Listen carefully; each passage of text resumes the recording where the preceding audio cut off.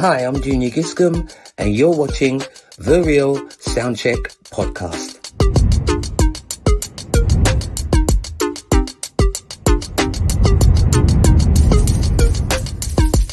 Hi, this is Carl McIntosh from the group Loose Ends, and you are watching The Real Soundcheck Podcast.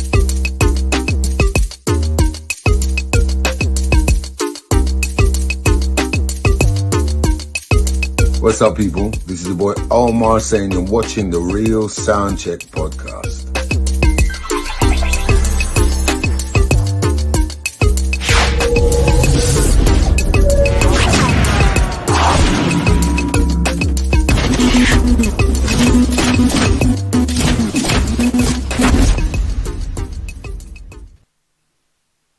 Boom.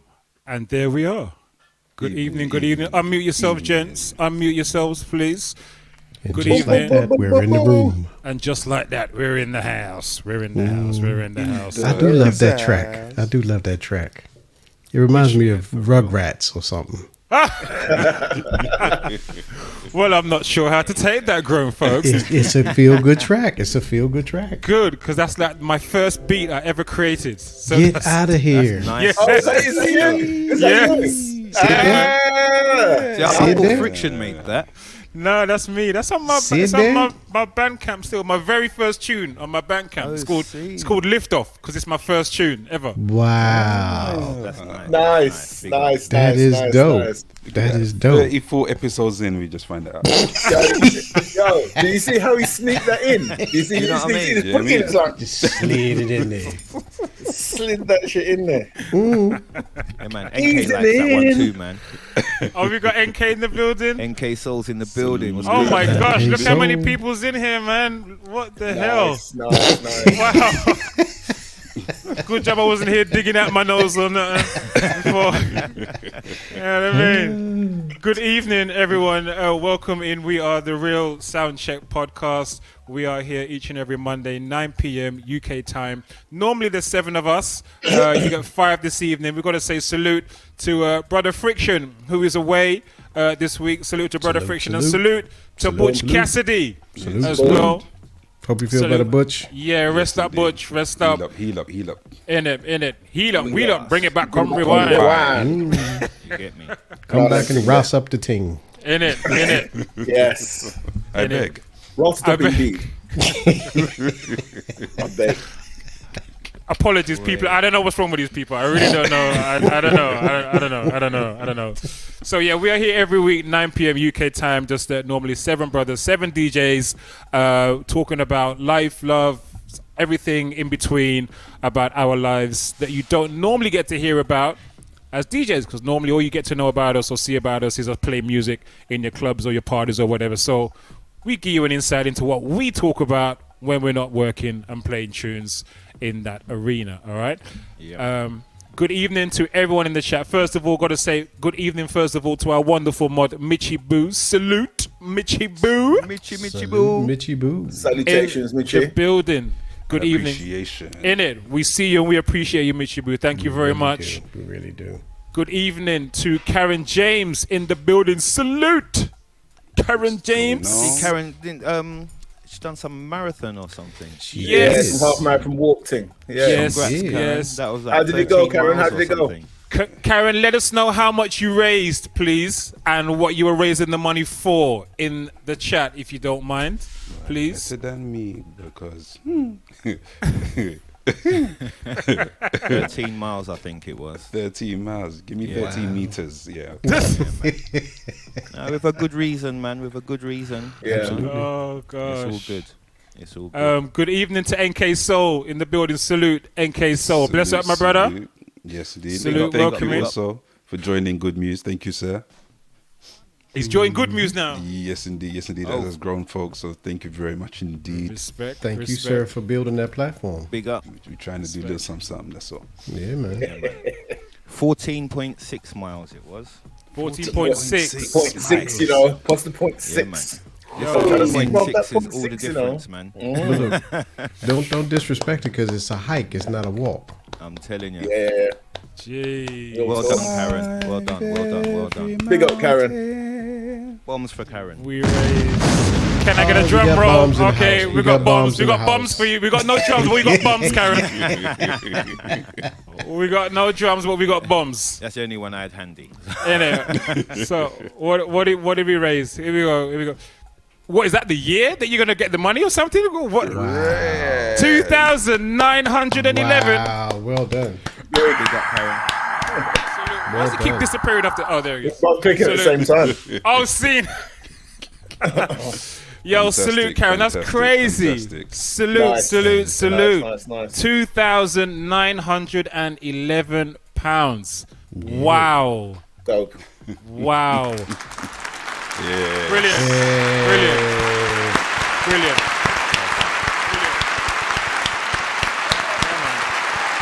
That's dope. That's super dope. And Karen, what did she put what she was raising the money for in the chat? Let me scroll back. Karen, if you could let us know, please, what were you raising all that money for? We'd really appreciate that. Gotta say good evening to... Oh, yeah, you can still donate. Karen is saying you can still donate. Karen, if you send us a link... Because I didn't get around to it. Then, so yes, then we definitely. can add to that as well, please. If you drop it in the chat or send it to me directly, and I can put it up on screen, please. Mitch is Thank gonna you very handle it. much. Ah, wonderful. Let's do it. Wonderful. Oh, nice one, Mitchie. See, Mitch is a done it, you know. Jeez. Yeah, man. Jeez. Slick business, you know. Yeah. Good evening to Ayola. Good evening, Ayola. Good evening. Good evening. The Diva Speaks. T-Dot is in the building. Good evening, Diva. Bless up. Diva. Good evening. Door Tapper is in the building. Good evening, Door Tapper. Good evening, Debocha. Easy, Deb. Big up yourself, Debocha. I like that name. Yeah, man. do like Tough. that name. Debocha. Me Debocha. You get me? Debocha. All right, so a salute to all the family rolling in. People, do us a favor if you wouldn't mind. Please share the link if you can. We'd be very grateful if you could share the link and invite someone into the session who might like it or might even need it, please. Also, for those that are on Twitch, if you're following us and you put us as one of your favorite streamers, every time we're live, anyone that goes to your page will see us. So you help that way as well. Boom. Share it. Brilliant. And tonight we are going live on Twitch and also on YouTube. Yep. Yes, indeed. So we're Big live up the tonight. YouTube crew. Yeah, man. Big up the YouTube Say hello massive. to them as well. Big up. Yep. And big up the silent watchers and listeners as well. Those who are tuning in via the web browser but don't necessarily have a Twitch account or a YouTube account to be able to interact with us. And also big up those who are watching back on the replay. We can't forget you too. Every time. Exactly. Yeah, And man. talking about interaction, why don't you tell them about the other way that they can interact with us, Croc? So you can obviously interact with us in real time in the chat, but now you can also call in live. The number is on your screen right about now. It is a UK number. That's +44 07949 603 077. That number again, +44 if you're outside the UK. 07949 603 077. All right, please refresh your browser. Please make sure you refresh your browser before you call to help eliminate any delay between you talking and us responding. All right, so if you paused your browser at all or your screen's locked and you've opened it again, please refresh your browser before you call. All right, so that's the number. You can now also call in, and I think we must be, I don't know how many we must be one of the few live podcasts that are out there, because most podcasts, correct me if I'm mistaken, tend to be pre-recorded and then uploaded afterwards, so you don't get this kind of live interaction with the world or with the people or with the community. Do you know what I mean? So I'm quite proud of the fact that we got that, man. Yeah. It's big. 100%. The phone in is Rather big. large. Yeah. Rather, I beg. It is of significant size. Yes. Seriously, rossing up the ting. Good evening, Miss G. Good evening, Miss G. Welcome to you. Welcome to you. Good evening to Sweet P in the building. Good evening, Paula. Much love to you. Oi, I've got a bone to pick with you, Sweet P. Sharing videos of man. Yes. Sweet P, I see you. I see you. Karen James. Pathetic. Well, this one. Hey, babe. What is this one? What? You turning it off. That's not me. Fire one shot for busy fingers. DJ rock up the setting so you can't forget it. If you dance track, we come to wet it. Things call for setting. If you can't take it, better go on and let it. Everybody, T1. If you love it, let me hear you say T1. If you love it, let me hear you say. If you love it, let me hear you say. Say his name. Say his name. Yes, I am. Respect. Why? Why is that even? Producer, That's MC. it. That's it. We doing ciphers now. You know what's crazy? Yeah? I was there, and if it wasn't for that video, I wouldn't have even known that was happening. Because at that moment, I was walking Ty's mum back to the car. So I come back in, and it happened while I was gone. So had you not posted that last week, I wouldn't have even seen it. Thank Paula for that, man. Much appreciated, Paula. Thank you. Don't. Yes, thank you, Paula. Yes, thank you. Keep them coming. Let's not, Paula. Thank you, Sweet P. Thank you. Good evening to Lainey J, who's in the building. Good evening, Lainey. Happy Monday to you. Evening. Good Melissa evening. Deans in the building. Yes, good evening to Melissa Deans in the building. Happy Monday. Good evening, Miss Naturally J is in the building. Good evening, Jacqueline. Welcome to you. And the rest of the family rolling in. Please share the link with someone who might like this. Someone might even need this evening because, we're going. In fact, before we go in, Melissa Gilly. Good evening. Melissa Gilly says good evening to everyone. Evening. Hey, Melissa. Melissa Gilly. Good evening, Melissa. Happy Monday to you and welcome in. So let's just check in first, guys, before we actually get into it. How's everybody doing this evening? Diesel, how you doing? How's your week been? And your weekend? I'm good, sir. Weekend was very good. Especially Saturday. We went out. Friend of ours celebrated his 50th birthday. Right. Had a black tie event. Aye. Man, to see the venue was just full of beautiful looking people, man. It was like a reunion. There were people like literally I hadn't seen since '98. You know what I mean? And it was like that for a lot of people that I've spoken to since. They were saying the same things. It's like we saw so many people we haven't seen in however long. But you know what I mean? Just the fact that we all came together to celebrate this man's 50th, it was beautiful. Everybody looked beautiful. Everything was perfect. You probably see some videos floating around on Insta in the next few days. I know there's some already. But you probably see it. If you see like a black tie event and all you see is just people having an amazing time and they just looked beautiful. That's brilliant, man. Sounds beautiful. Sounds beautiful, man. That's great. It was great. That's great. Normally I don't hear people talking like that unless it's at a funeral. When you hear people talking about, boy, I haven't seen such and such for the longest and whatever. Normally, this is why we have to celebrate life. Yeah, most definitely. We have to.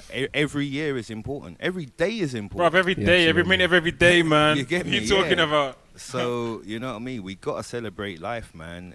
Every day is a milestone. You know what I mean? For real. Most def. You know, so. Yeah, most def. 100. Technical. How you Yes, doing, sir? sir? What's going on with you? How's your weekend been? How's your week? Yeah, it's been nice, mate. Just nice and chilled. Do you know what I mean? Just doing some things around the garden, getting the garden summer ready. You know what I mean? And it's looking nice right about now. So it's looking a lot less like Jumanji and looking more like my yard. So you know, those ones where you can't cut the lawn because like the grass is just that little bit too long. You know, you have to take out the machete. Yeah. You got to cut it down in week after week. You got to cut it down for a week.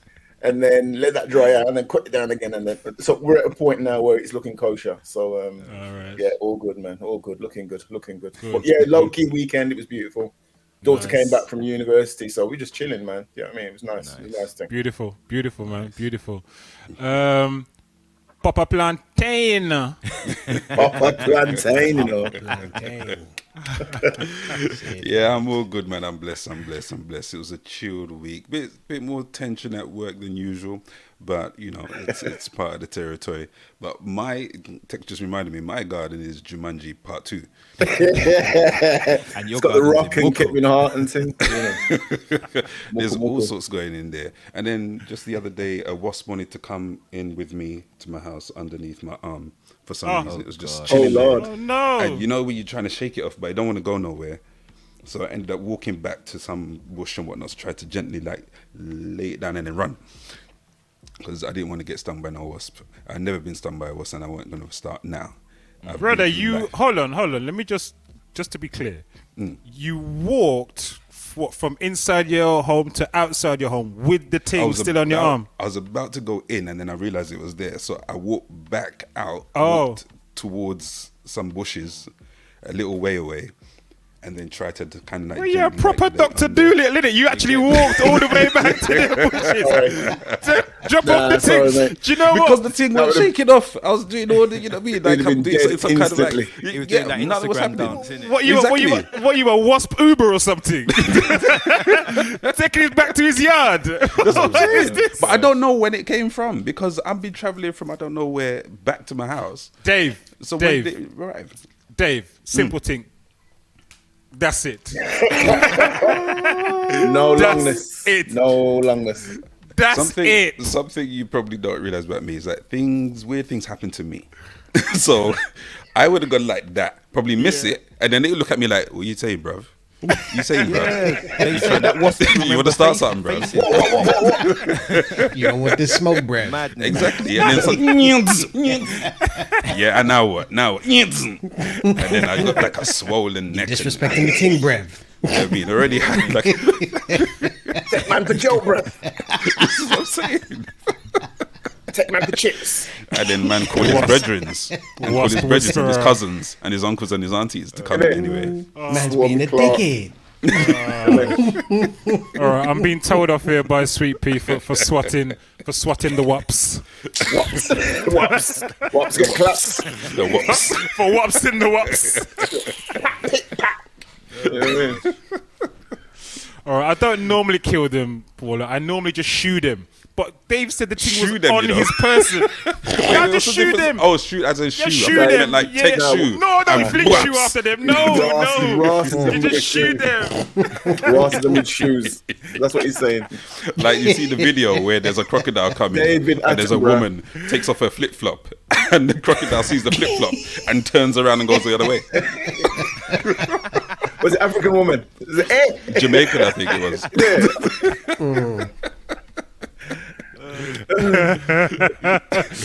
Thank you, Lane. Yes, wasps are a menace. Wasps are a menace. Been stung by a bee and wasp.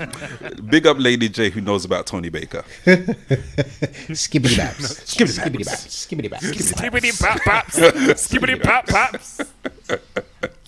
Yo, Lady's got bars, you know. I love Lady. She's got bars. Lady's got bars. Give him skibbity baps. Oh, grown folks, Screws. How's your week and your weekend been, brother? My week was okay. We missed you on Thursday last week, man.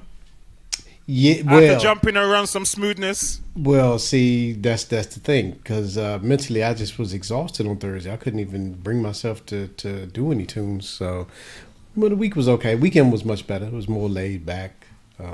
Yeah, so it was cool. But you know, good. Can't complain. Every day above ground is a good day. Amen. Say that again. You can say that again. Every day above ground is a good day. 100.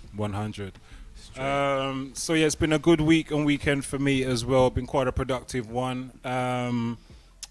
Just gearing up for some events for the next couple of weeks. This weekend we got the after party for the festival on Sunday, Bank Holiday Sunday, and tickets are just flying out for that one, man. So it's gonna be nice. Myself, Diesel, and PSA. We've been itching for an excuse to be on the same bill again after the last one. So we're gonna enjoy that this weekend.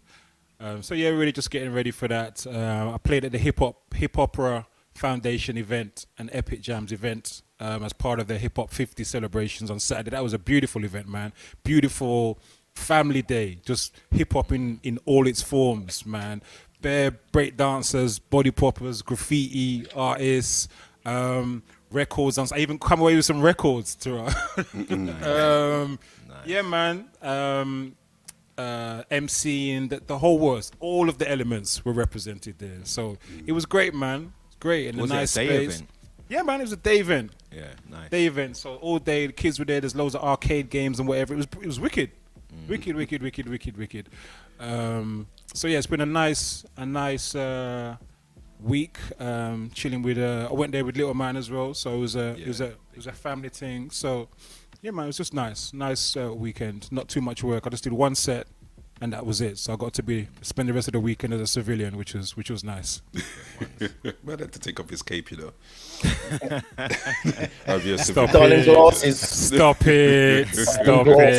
Stop it. Oh, we got Bigger G. Welcome in. Good evening, Bigger G. Yeah, man. Salute. Can I ask if you've operated the system, like the One Nation system? Because I know there was a kind of plan to do it on Coronation, but have you actually pulled it all out and connected it all up and hooked it all up? Tesseract. Yeah. No, and turned it past 8 o'clock. No. Okay. I haven't taken it outdoors as yet, because the weekend we were planning to do it, the weather was looking a bit dodgy, and then I ended up playing at Pop Brixton for Got Soul's 13th birthday. Anyway, so we ended up not doing it again. So no, it's not come out as yet, but we do have plans to take it out next month. There's a birthday and barbecue happening next month. Same place. So yeah, it will be happening very, very, very, very soon. Yeah, I'll probably hear it from here. Speaking of birthdays and anniversaries, because nobody said anniversary, but I'm gonna bring it in there. Yeah, something you want to talk about, my brother? Yeah. So it turns out that this year is the 10th anniversary of One Nation. 10th anniversary since we've been doing the One Nation events. And so respect. So yeah, man, 10 years. It's been a decade. A decade. Decade of doing this. Oh, thank you. First of all, I want to thank God.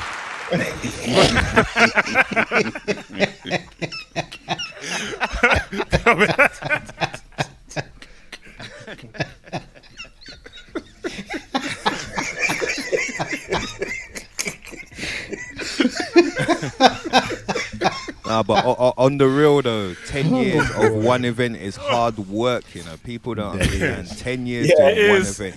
It is. It's a lot of grinding, that, man. Well done, bro. It is, mate. Respect. It is. People don't even know the half, man. All they know is what they see when they cut the niceness, but when they come there, they don't know all the trials behind the scenes, you know. 10 years worth. Up the ting. Yeah, mate. I said, could you turn it down? 10 years of being in that sub upstairs on your own. Imagine that. Tell you what. Listen. Them sound man days ain't done for me. People don't know. No, man. They don't know. I remember the first time I came up to One Nation with you, right, and you brought the sub and the Jenga, and I was, do we really need the Jenga? That's heavy, you know? Yeah, man. Everyone loves the Jenga. No business. Yeah. No, leave it there. Yeah. And for those that don't know, if you go to a One Nation event and you walk in, it's mandatory. Yep. Yes. Mandatory that you take one Jenga piece. Yes. Mm-hmm. Don't matter who you are, you're taking a Jenga piece. It don't matter who you are. Yep. Real talk. So yeah, it's good. And we're going to be celebrating the anniversary on June the 2nd. First Friday of the month, as usual, upstairs at Ritzy's. So we're making that our 10th anniversary celebration. You know what I mean? So, of course, everybody's welcome. I hope to see as much of the family there as possible because it's a big milestone, man. You know what I mean? 10 years in the thing. So, we'd love to meet. Come down, get your tickets. Man. We can celebrate together, man. That's it. We'd love to see as many of you there as possible. You know what I mean? So, yeah, that's me. All right, so big shout out again to everybody in the chat. Thank you to all the congratulations in the chat. Thank you, people. Enough respect.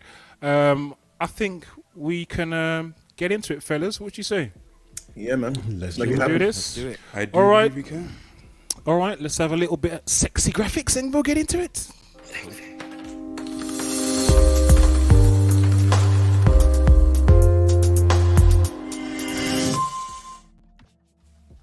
All right, people. So this evening we are discussing bereavement and its effect on mental health. All right, bereavement and its effect on mental health. All right, this is obviously going to be coming from a male perspective, as we are all men.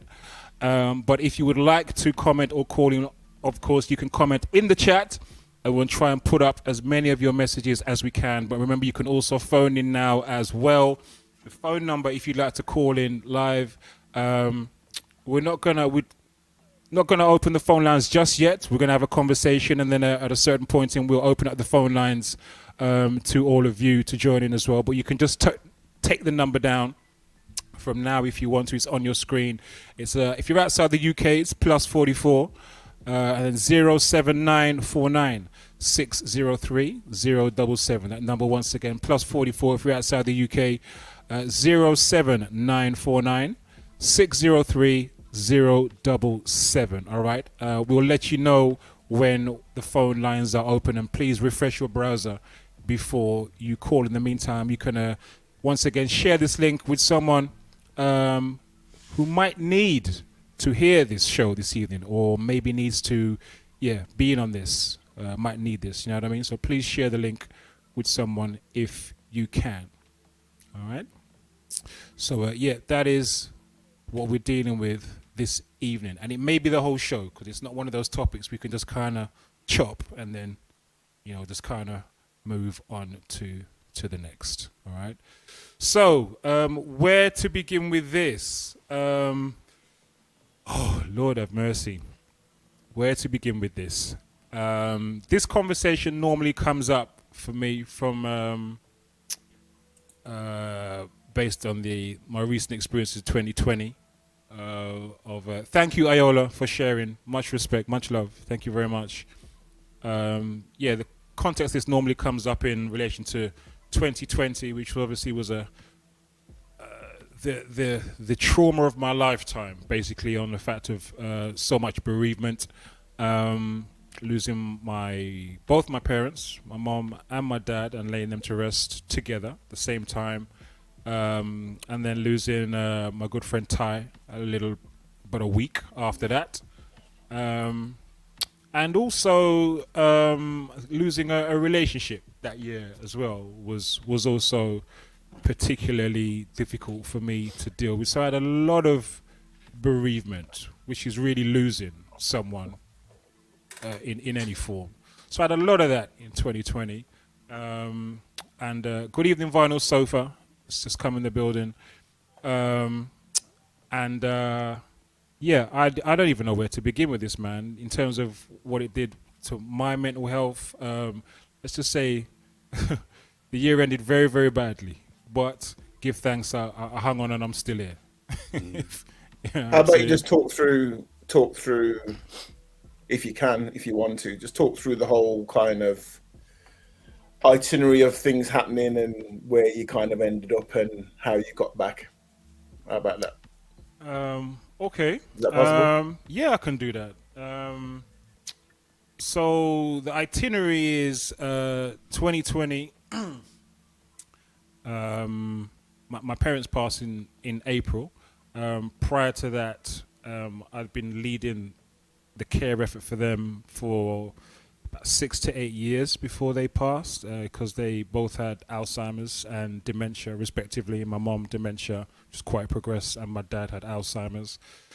So I've been I'd been a carer for them basically for 6 to 8 years before they passed, and then lost them both. My dad passed on April 5th. Mom passed 2 weeks later on 2 weeks to the day, on April 19th, and laid them to rest on April 29th. And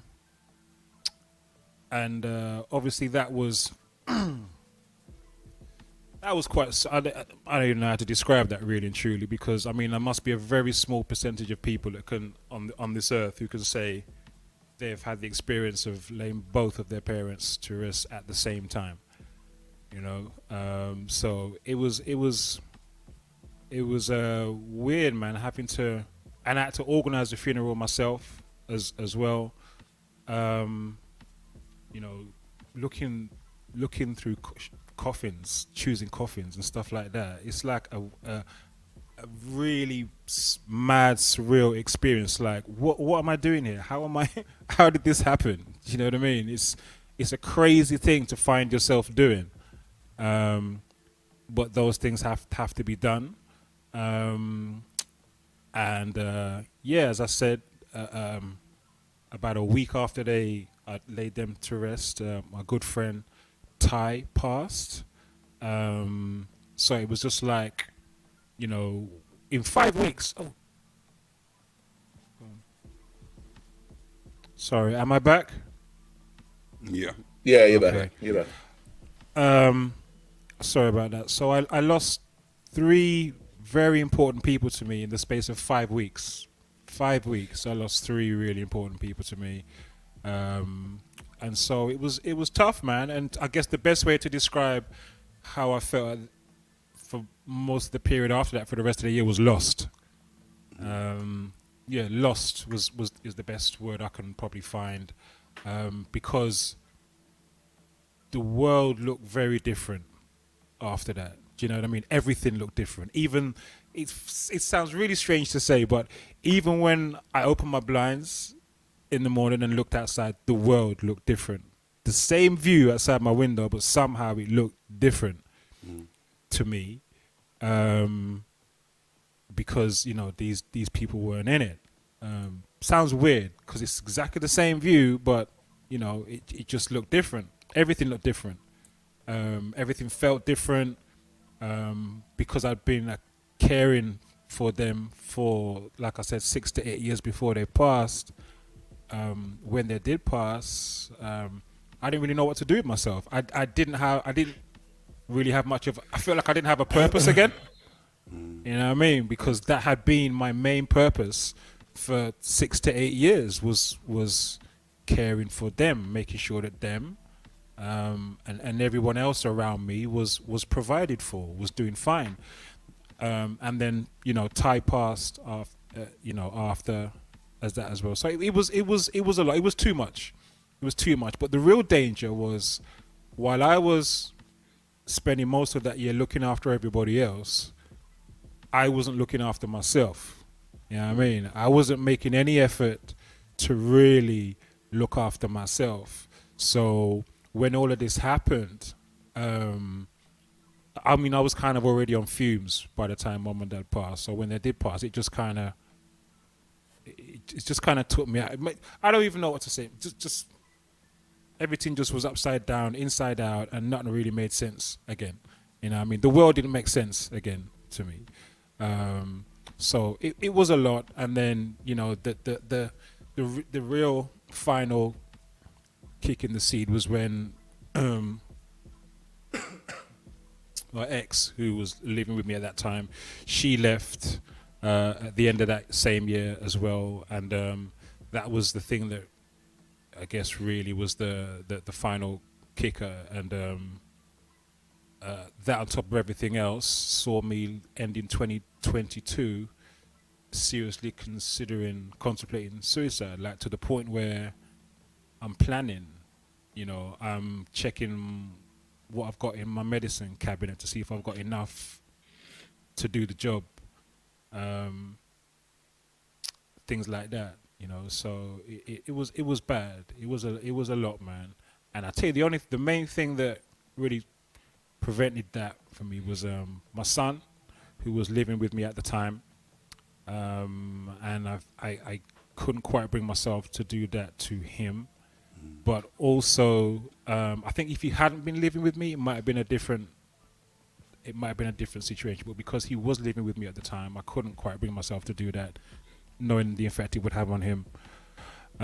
He saved you, bro, because real. Like Sophia said earlier, I don't know if you saw the comment. This was happening in the middle of lockdown. Yes. You know what I mean? So he saved you, bro. Believe that. Real. Believe that. Yeah, you're right. You're dead right. You're dead right. And the effect of lockdown was just like, I mean, it's like, how bad can it be, man? You got all this pressure, this building, and this yard went through a lot. My household and everyone in it suffered a lot in 2020. Everyone in it, was myself, my son, my ex. We all suffered a lot in this house. A lot of grief, a lot of sorrow and upset, a lot of pressure and stress, trauma, and then add to that, you can't even go outside to just walk around the park, or you know what I mean, little man can't even play because all the playgrounds are locked up, or whatever. Do you know what I mean? Everything is locked. You can't go swimming. That leisure centre's locked down. You can't do nothing to really, or you're very limited in what you can do to ease that stress. You know what I'm saying? So you got a situation where it's just building, and then, you know, eventually all that pressure builds up and there's an explosion of some sort, and I guess that manifested in, you know, in argument and conflict, even physical conflict between me and my ex. So it was bad, man. It was bad. It was really, really bad. But yeah, my son saved me, but also I did get counselling. I had one-on-one counselling with a wonderful woman named Fiona Reynolds. She was fantastic. She helped me a lot. She's a bereavement counsellor. And then there were 2 online spaces where I went. One was called the Lost Cafe. It used to be called Deaf Cafe, but it's called Lost Cafe. And Cece recommended that to me. Big up Cece Barbarella. She recommended that to me. It's an online space that meets over Zoom, and it's primarily for black people who are experiencing bereavement, death and bereavement, just to come and talk and whatnot. She says, you know what, give it a try. I know it sounds a bit woo-woo or whatever, but just give it a try. So I did, and it was great. It was great in the sense of being in a space where I could chat to other people who were going through the same thing and who just got it. Do you know what I mean? I didn't really have to go to the ins and outs of what it's like because they just understood. You know what I'm saying? So that was good. And then the other main one, which really saved me, was a group of friends of mine, one of which is this man, Right Yasso, also Beat Pusher, and G-Force. They G-Force Leroy, who's in the chat, they took to Zoom calling me once a week, every Sunday. And when I came off that first Zoom call, it was like, I felt like a whole huge boulder had been lifted off my chest. And it was, you know, prior to that, I didn't really know what to do with myself. You know, like I said, I was just kind of lost in a new space. I feel like my whole foundations, it was just gone from underneath me. But coming out of that Zoom call with the man them was like the greatest thing. And it's only at that point I realized this is what I need. This is really what I need. It was just to talk. Just to talk. And I'm trying to think, what do I need? Do I need counseling, or do I need to go away? Do I need to do this? Do I need to do some meditation? Do I need to whatever? What do I need? And I was engaged in all kind of mad, dysfunctional behavior, just trying to cope and manage, you know what I mean? And not doing it correctly, not doing it well at all. But all I needed was just to talk in a space where I could just be me, be real, and just, if I wanted to laugh, cry, bar, whatever, I could do that without fear of negative judgment or anything. Do you understand what I'm saying? You know, they talk about the safe space, but it really was that. That's all. That was the greatest thing for me. The greatest thing for me was just to be able to chat to some man who I grew up with, who I know ain't gonna judge me, and I can just keep it fully 100 with. You know what I mean? For real. So yeah, man, that was pretty much it. Something so simple that's so difficult for some people, isn't it? Yeah. I think it's even more difficult. It's not just some people. I think for black men, for me, I'm not a person that really opens up a lot, and my biggest problem would be being in a safe space, because I've always been leery of people taking something and using it against me. And I don't know if that's a black man thing or a Conrad thing or a grown folks thing, government name. You did yourself. But I've always been very closed, and it isn't until you actually find yourself in a safe space where you can talk to somebody that you really feel comfortable with, that you can really, that I felt like I was really starting to heal.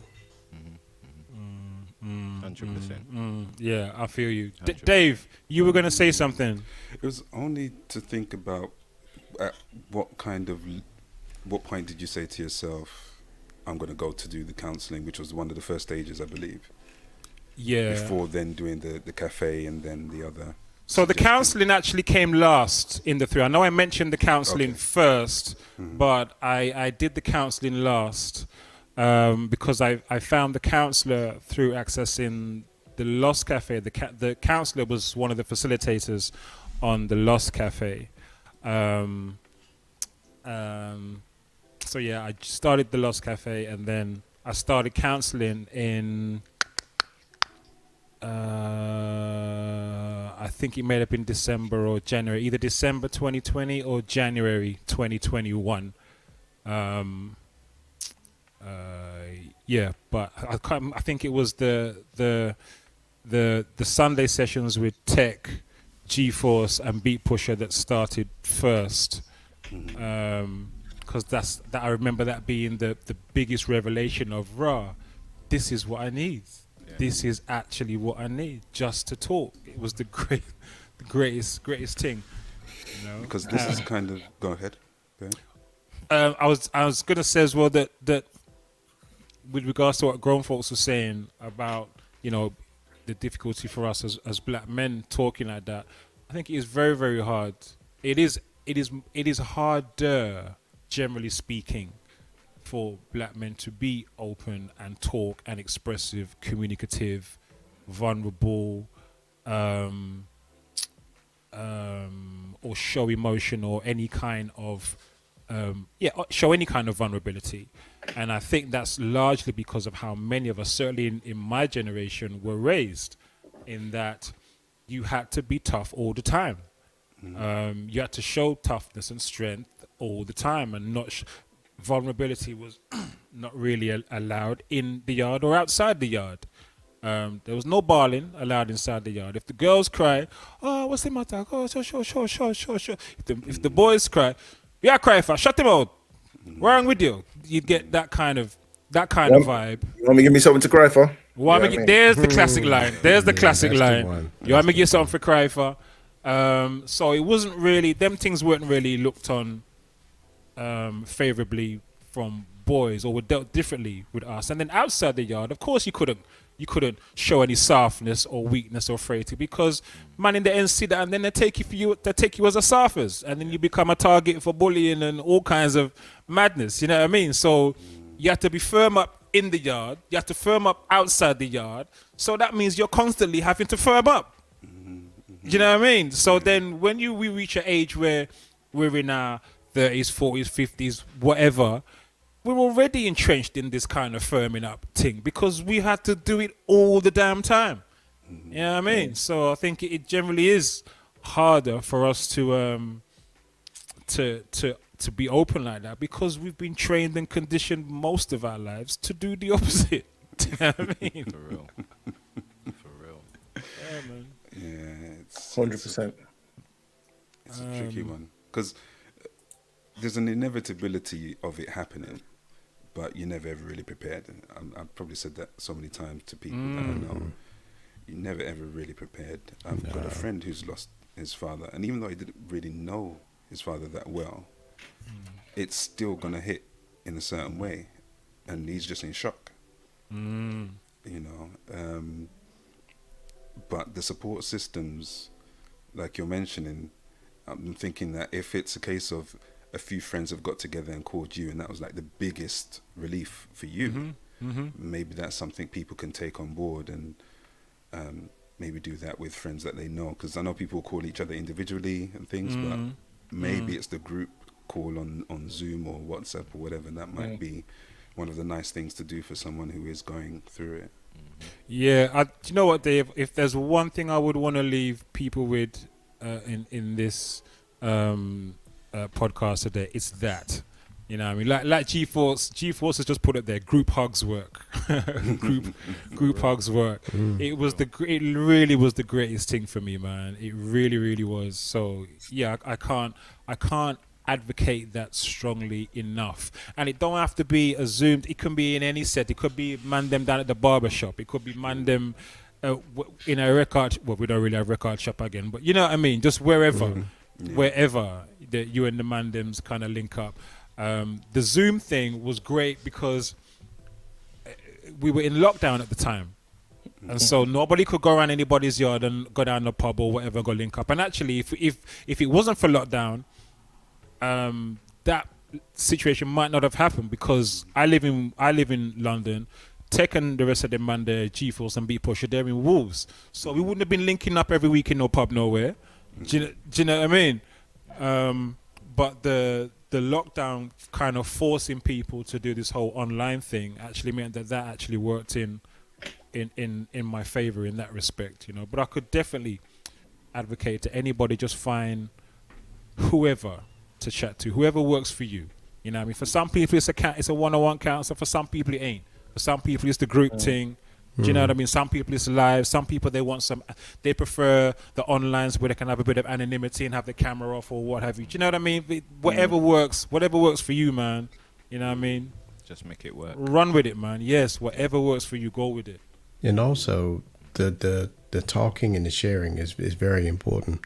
There's another element of it that really helped me, or has been helping me, is accepting that loss. And by that I mean acknowledging it. And if you want to cry. Yep. Don't play Hercules and holding in, because for me, I think that holds you back from actually beginning to heal. Yep. And for me, I mean, I was crying at the slightest things, you know, just little small stuff will bring back memories. But the more that I accepted that I was hurt, that I was broken, the faster I could start fixing myself and healing myself. And I think it's important for black men to acknowledge that pain. And there's no shame in crying. Not at all. I tell you, with me, when my mum passed, like a lot of people, so I'll just drop my phone.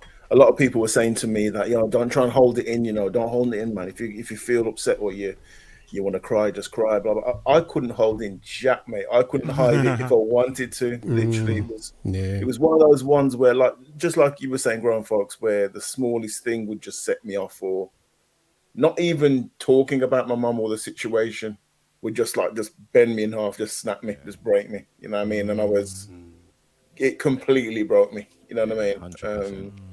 I think my situation was probably similar to Croc's in the regard that it was over a long period of time. My mom had the stroke, then she was sort of housebound, then went into a home because she needed the care, the 24-hour care, and then it was a slow deterioration over probably about 4 or 5 years, man. You know what I mean? And it wasn't until she passed in, October 2019, luckily before the pandemic, before all of that foolishness, I'm glad to say. Because she passed then, it wasn't until after she passed and like the fullness of the whole thing hit me, and then I realized where I was. I realized how much it had just taken away from me. It had done me, drained me, because I was on this sort of carousel of going to work, going to check her at the home, look after her, make sure she was cool, coming back home, sleep, back again, just cycle, you know what I mean, however many times a week. And it was mashing me up, man. It was mashing me up. But I still say that I was very lucky to be there right to the very end, literally to the day when my mum passed away, to the moment my mum passed away.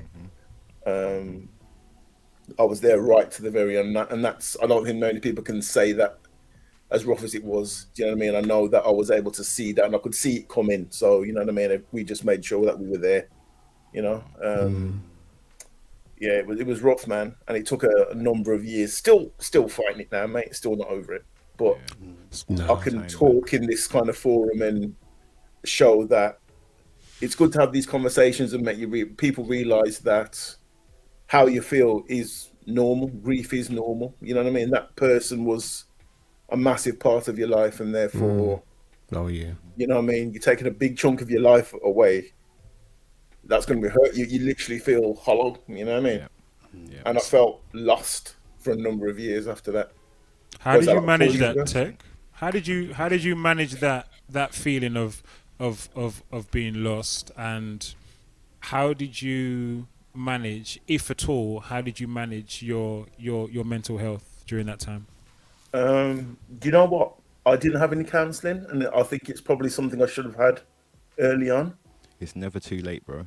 Yeah. It's never too late. I think one of the things was talking to having you guys to speak to, and having like Croc, Leroy, BP, Dizza to speak to, and my family to speak to, because obviously we were all going through the same thing, and they saw how that was hurting us, and my daughters, and you know what I mean, it just knocked us for six. You know what I mean? My mum was the queen of the whole family. You know what I mean? Yeah. It was just brutal. You know what I mean? It was properly brutal, and I think that it made me kind of, once I kind of got over the grief and my head started working again. It took a couple of years to do that.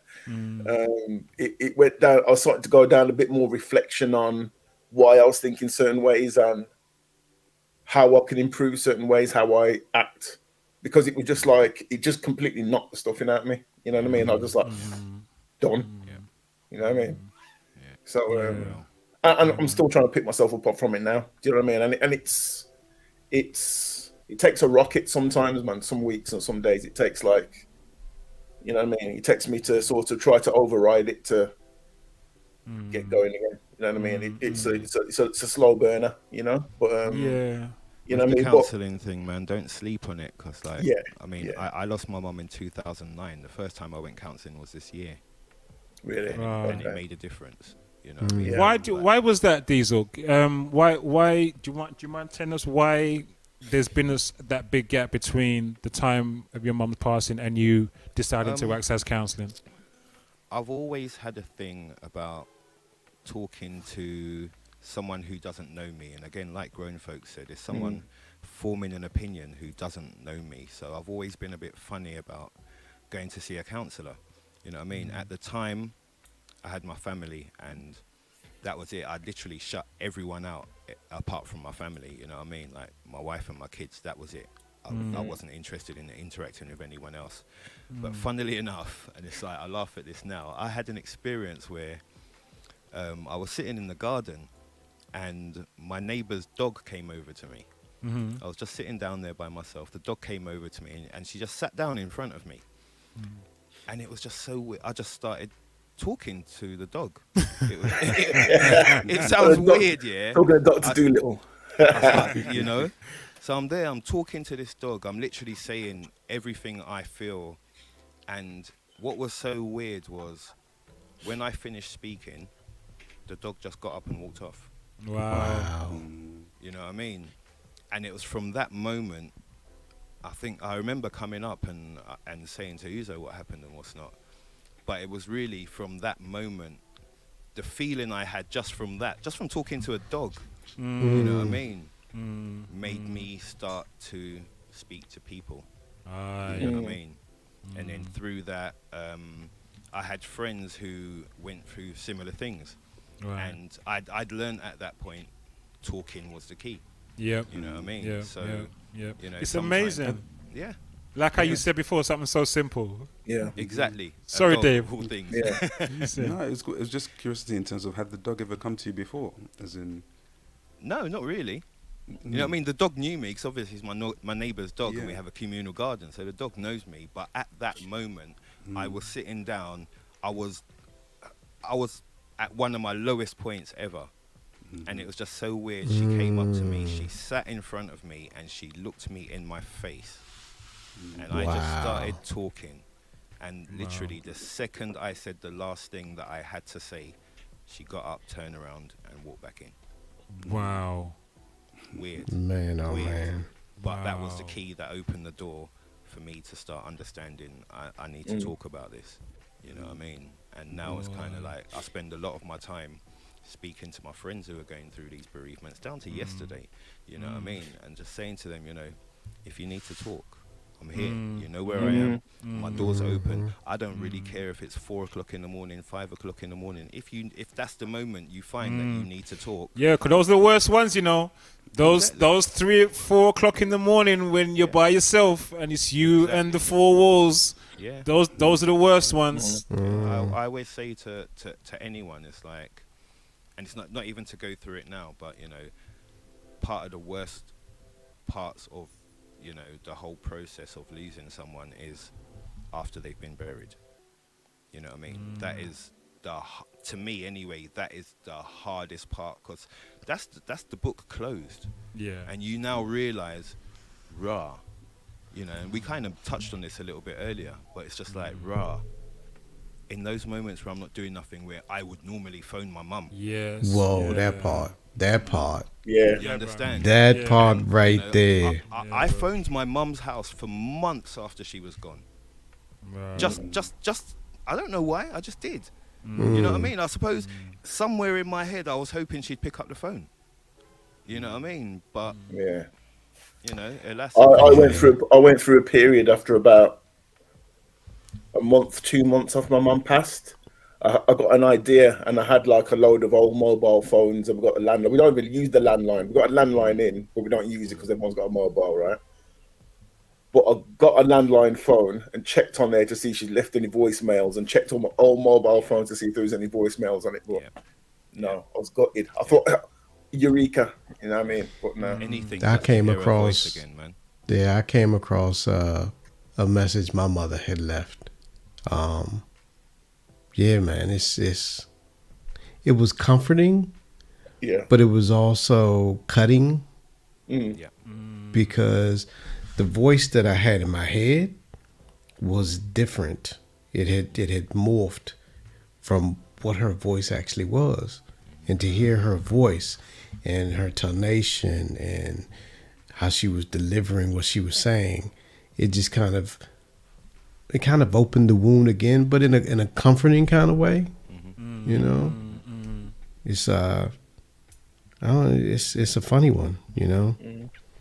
Yeah, I have the same a similar kind of thing with you know how Facebook likes to throw up these memories and yeah, sometimes that's cool, man, and sometimes that shit just knocks you for six because you're not ready. You know Especially of late. Especially of late, because all the time, yeah, man, the amount of stuff that keeps coming up on my timeline, but for me and busy. You know, is all the dances that we did this time last year. You were doing this dance, and this was the flyer for it, and what have you. And you posted this video and whatever. And it's challenging. I'll put it that way. It's challenging. That was a year ago, 2 days ago. You know, when wow. we done Dirt, that was a year, 2 days ago. You know see, what I mean? all that. And we only did one of them. Yeah, we did. We only did one of them, and it was a great night. It was a brilliant night. Yeah. And we were looking forward to doing many more of them. Exactly. Many more of them. I think, can we go through some of the messages? Yeah, there's a lot. I think you've started some, Tech. Do you want to throw some up, Tech? Yeah, can do. Yeah, where do I start, man? Where do I start? Good evening, 13 Rhythms in the building. Good evening, Rhythms. Good evening, Richie Ranks in the building. Salute, Richie. Yeah, Bigger G seems to have suffered a loss as well. Lost his uncle to dementia just before Christmas and his cousin 5 weeks ago. Really sorry to hear, bro. Condolences, Bigger. My brother. Condolences, brother. Condolences. Yeah, man. Yeah, I hope this conversation proves to be a bit of help for you, bro. You know what I mean? Yep. Yo, Bigger, you can holler at me if you need to, bro. Yeah, whenever you're ready, bro. Anytime. Just holler. Anytime. You don't know. Yeah. Either that, or could just send you stupid videos like normal. You know what I mean? I know that helps for me. Yeah. Yeah, dementia's a cruel one, man. It's extra cruel because you're losing somebody on multiple times. Exactly. You're losing it's like a living death. Yeah. You know what I mean? The person is still with you physically, but everything else is just slowly disappearing. You know, the essence of what makes them is just disappearing right before your eyes, and all that's left almost is the shell. You know what I mean? It's a cruel affliction, man. My mum's was quite progressed, and it's a cruel affliction. It really, really is. Alzheimer's isn't much better, which my dad had as well, so it's tough. It's tough. In fact, you know what? The one thing about, sorry, just quickly, because I know we're supposed to be going through the messages, but that whole dementia and Alzheimer's journey was very, very important of this whole story, because like Tex said, he's glad that his mum didn't have to go through the lockdown foolishness. And I'm also there was some relief for me that my mum and dad passed right at the beginning of that the biggest initial lockdown that we had, and yeah, there was a bit of relief in me that they too did not have to live through a world of lockdown whereby, you know, they couldn't see each other or they couldn't see me, because I was going to look for them every week. Like Tex mum, my parents were in a home as well because they needed that care that they couldn't get at home. So I'd be going up there every week to look for them. But where they couldn't see me, they couldn't see their grandkids, they couldn't go to church, they couldn't see each other, because the dementia mind and the Alzheimer's mind wouldn't have been able to make sense of all of that. It just would have been 10 times worse for them. They would have been like, the dementia mind would have said, or the Alzheimer's mind would have said, oh, my son dash me away. Oh, I'm not come look for me again. You know what I mean? Oh, nobody not come look for me again. Then just dash me away. So, no, it's not that. We're not allowed in the place. You know what I mean? Or you're not allowed out of the place. And so there is a part of me that was relieved of that. And actually, there's also a part of me that's as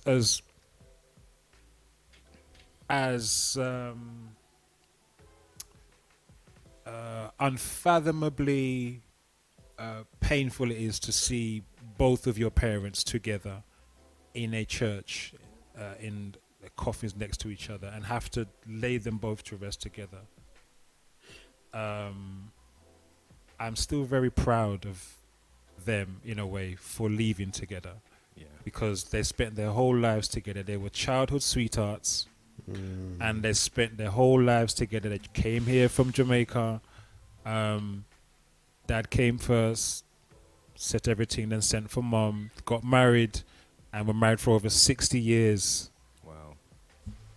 And lived their whole lives together, and now they left together, and they are laid to rest together and will remain together for an eternity. And there's something I'm very, very proud of them for that. You know, for me, that's like perfect. It's a beautiful love story to me. Beautiful love story. You know, so there was that part of it that made the painfulness. There was a little bit of sweetness in all the pain. Do you know what I mean? But sorry, Tech, you were going through some of the messages, brother. Sorry. Yeah, there's a lot, my friend. There's a lot. There's a comment from G4 saying that death cafes are so helpful but underutilized. Just sort of adding to what you were saying, Croc, about your experience of using them. Bereavement counselling was a saving grace of Vinyl Sofa. Thanks for sharing, Sophia.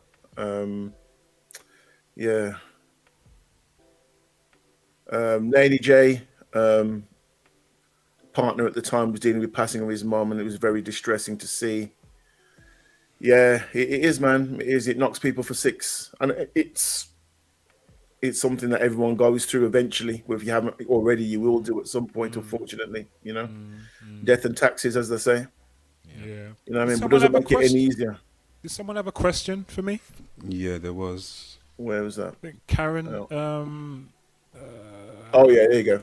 Here you go. A question. Do you think DJ Croc? Do you think that you can reach that low again, or will you seek coming next time and know how to prevent suicidal processes? Boy, that's a big question. That's a big one. Do I think I can get that low again?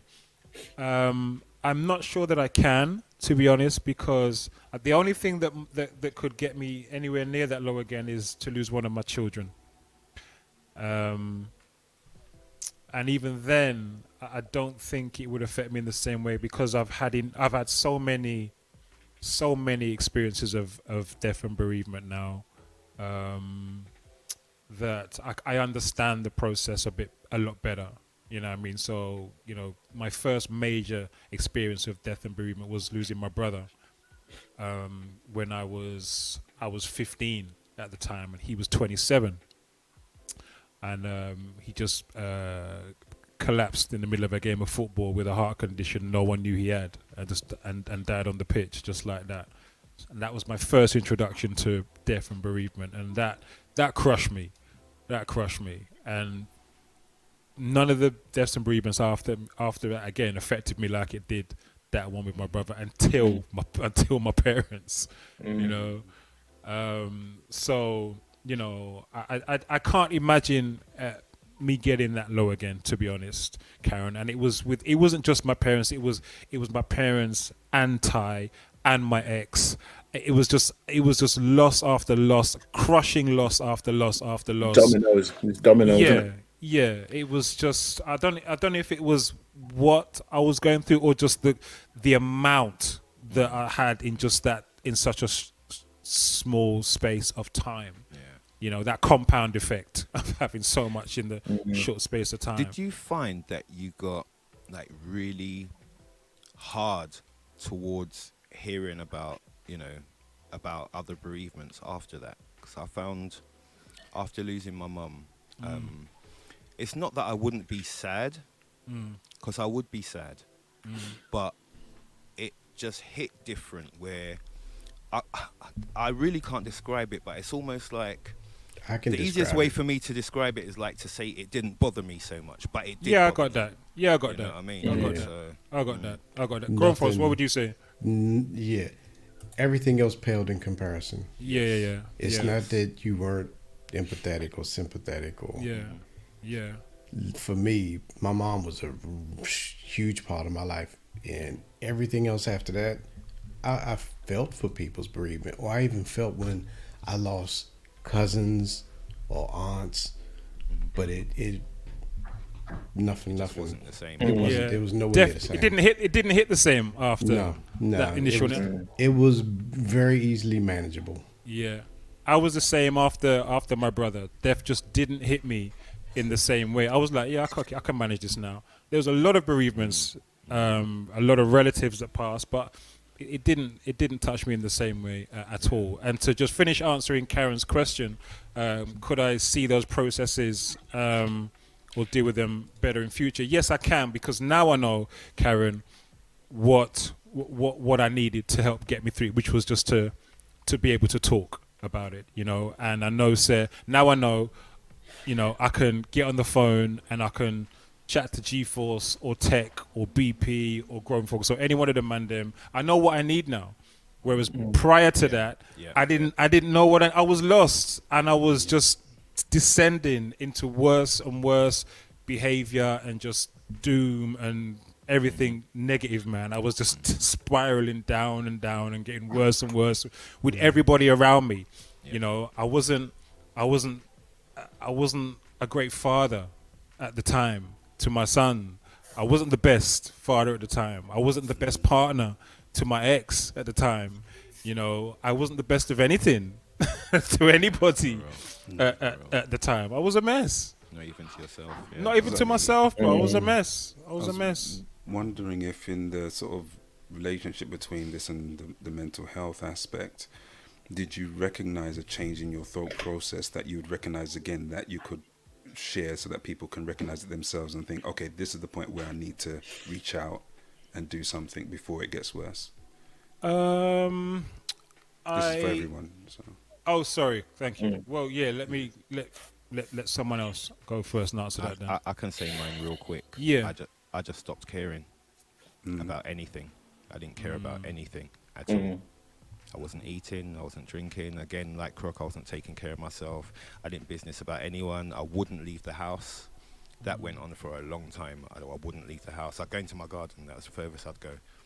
And yeah, but when I think the point, looking back now, it was when I stopped caring about anything.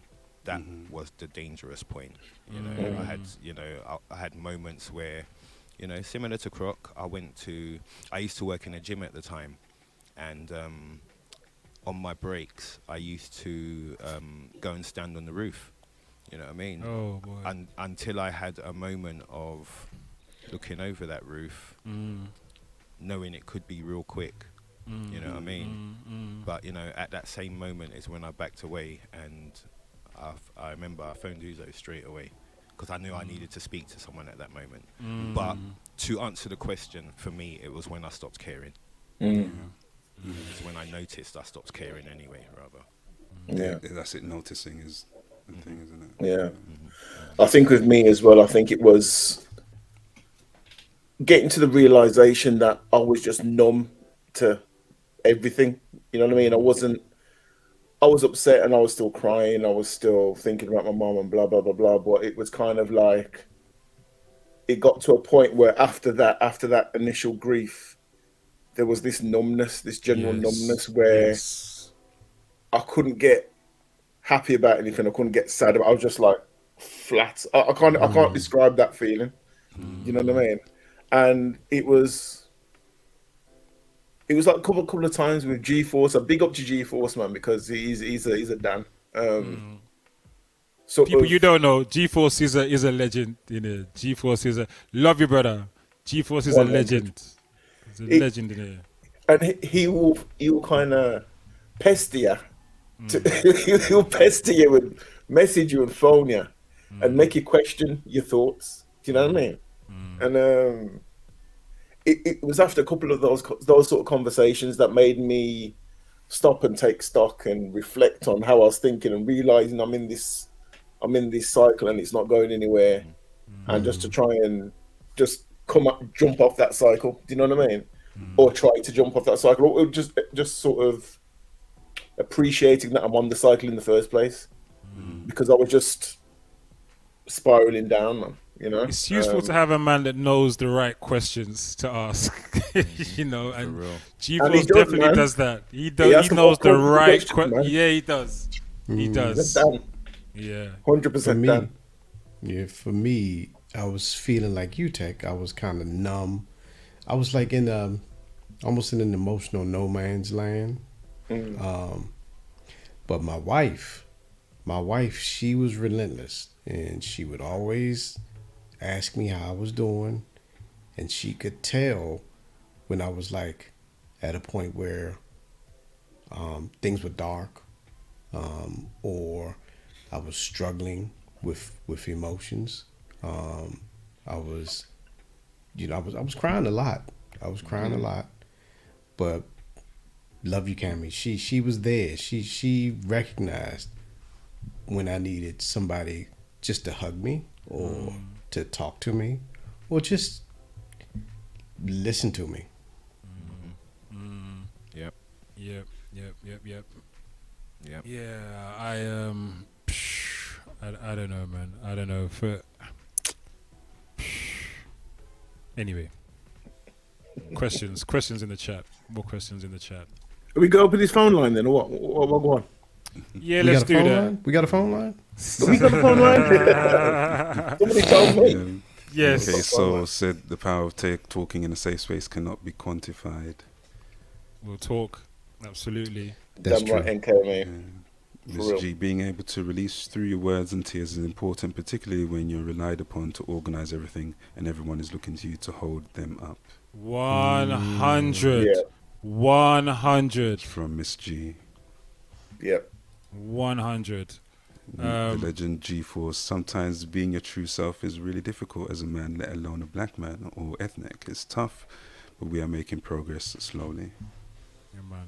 Respect G-Force, that man D'Artagnan. That's what he is, man. D'Artagnan. He's D'Artagnan. Yeah, and he also says that in Japan, there is a telephone that they use for the purpose of letting people call those that have passed on when we all need outlets. Oh, wow. Wow. That would be an interesting... How do people feel about that? If you had something like that, would you use that? It's still talking, isn't it?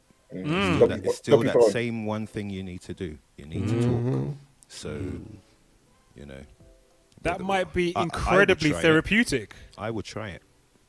Yeah? You know, I would try it. I stand on the outside and talk to the sky and talk to my mum and get responses. As weird as that sounds. No, that's not weird at all. My mom is right here with me. Exactly. I've always said, speak out aloud. Like I said to my friend yesterday, you want to talk to your mum? Speak out aloud to her, and you'll be surprised that she'll respond to you, man. You know what I mean? It's weird. Some people don't get it, but a lot of people do get it. And if you haven't done it and you're going through something, just try it. Just try it. Yeah. You know what I mean? If you're not ready to talk to someone, talk direct to the person that you've lost, and you will get a response from them. Because I was thinking, do you need to hear an audible response? Maybe not, because I feel like one day there'll be an AI line that you phone and you get the responses almost as though just to acknowledge that you're talking, not necessarily to give you the answers, but to, respond in kind. Maybe so. Boy, the way AI is going, anything is possible. The way AI is going, anything is possible. But I guess for that line, it is more about the talking and the releasing. Exactly.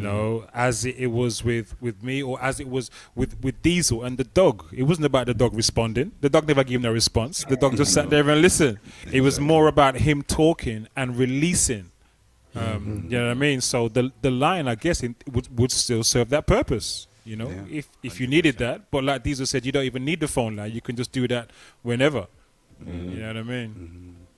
So yeah, as Tex said, we do have a phone line, people, and we'd like to invite you in to join in the conversation with us. The number is on the screen right now. It's +44 if you're outside the UK, and then 07949 603 077. That number again, +44 if you're outside the UK, and then 07949 603 077 if you would like to join in the conversation live. Right, please refresh your browser before you call in to help eliminate any delay between your voice and ours. All right, so please refresh your browser before you call in. Yes, indeed. So yeah, I think it's important. Oh, sorry, bro. I was just going to say, if people have just joined us, we are discussing bereavement and its effects on mental health on the Real Soundcheck. Go ahead, sir. Yeah, I mean, I was just going to say, I mean, it's really important, I think, and I've realised now it's really important to have those conversations with people that are both care about you and are sort of going through the similar things as well. So I can understand how, like, help groups and those sort of groups can help with the process of being able to understand and have being able to describe your feelings, because sometimes when you get knocked for six and losing someone, you get knocked for six, you just numb and you can't verbalize exactly how you feel. You know what I mean? You feel low, you feel you got no energy, but talking to somebody else who's going through the same thing and they're maybe a little bit further down the road than you and explaining their thought processes or how they physically feel, because it gets to a point where it's a physical thing. And hearing it from someone else makes you sort of, it kind of makes you realize that actually, yeah, I'm going through a similar thing to that person. So therefore, you know what I mean? There may well be light at the end of the tunnel if you see that person's kind of moving in a direction that's a bit more positive than where they were, So, but I think it's important to get the sort of nomenclature of that grief, to understand the kind of terminology and give yourself a vocabulary to be able to describe what you're going through and understanding it, to be able to discuss it with people like yourself, however it is, man. You know what I mean? You just can just sort of talk about it to people, and sharing is caring, and it lightens the load, I believe. Definitely, it does. And I'll say it was helpful to me to have you in particular as part of that group to talk to each week, Tet, because I think your mum had passed. What was it? A year before a year, or was it? It was 1 year. Just a little bit less than a year. It was like October, Right. 2019. Right. So not too far ahead of mine. Yeah. So it was useful having you a part of those conversations because you were kind of still in it. Do you know what I mean? Deep in it, boy. Yeah. Yeah. So it was useful to me for you to be able to kind of talk to me from that kind of perspective. You know what I'm saying? So yeah, I second that. It does help.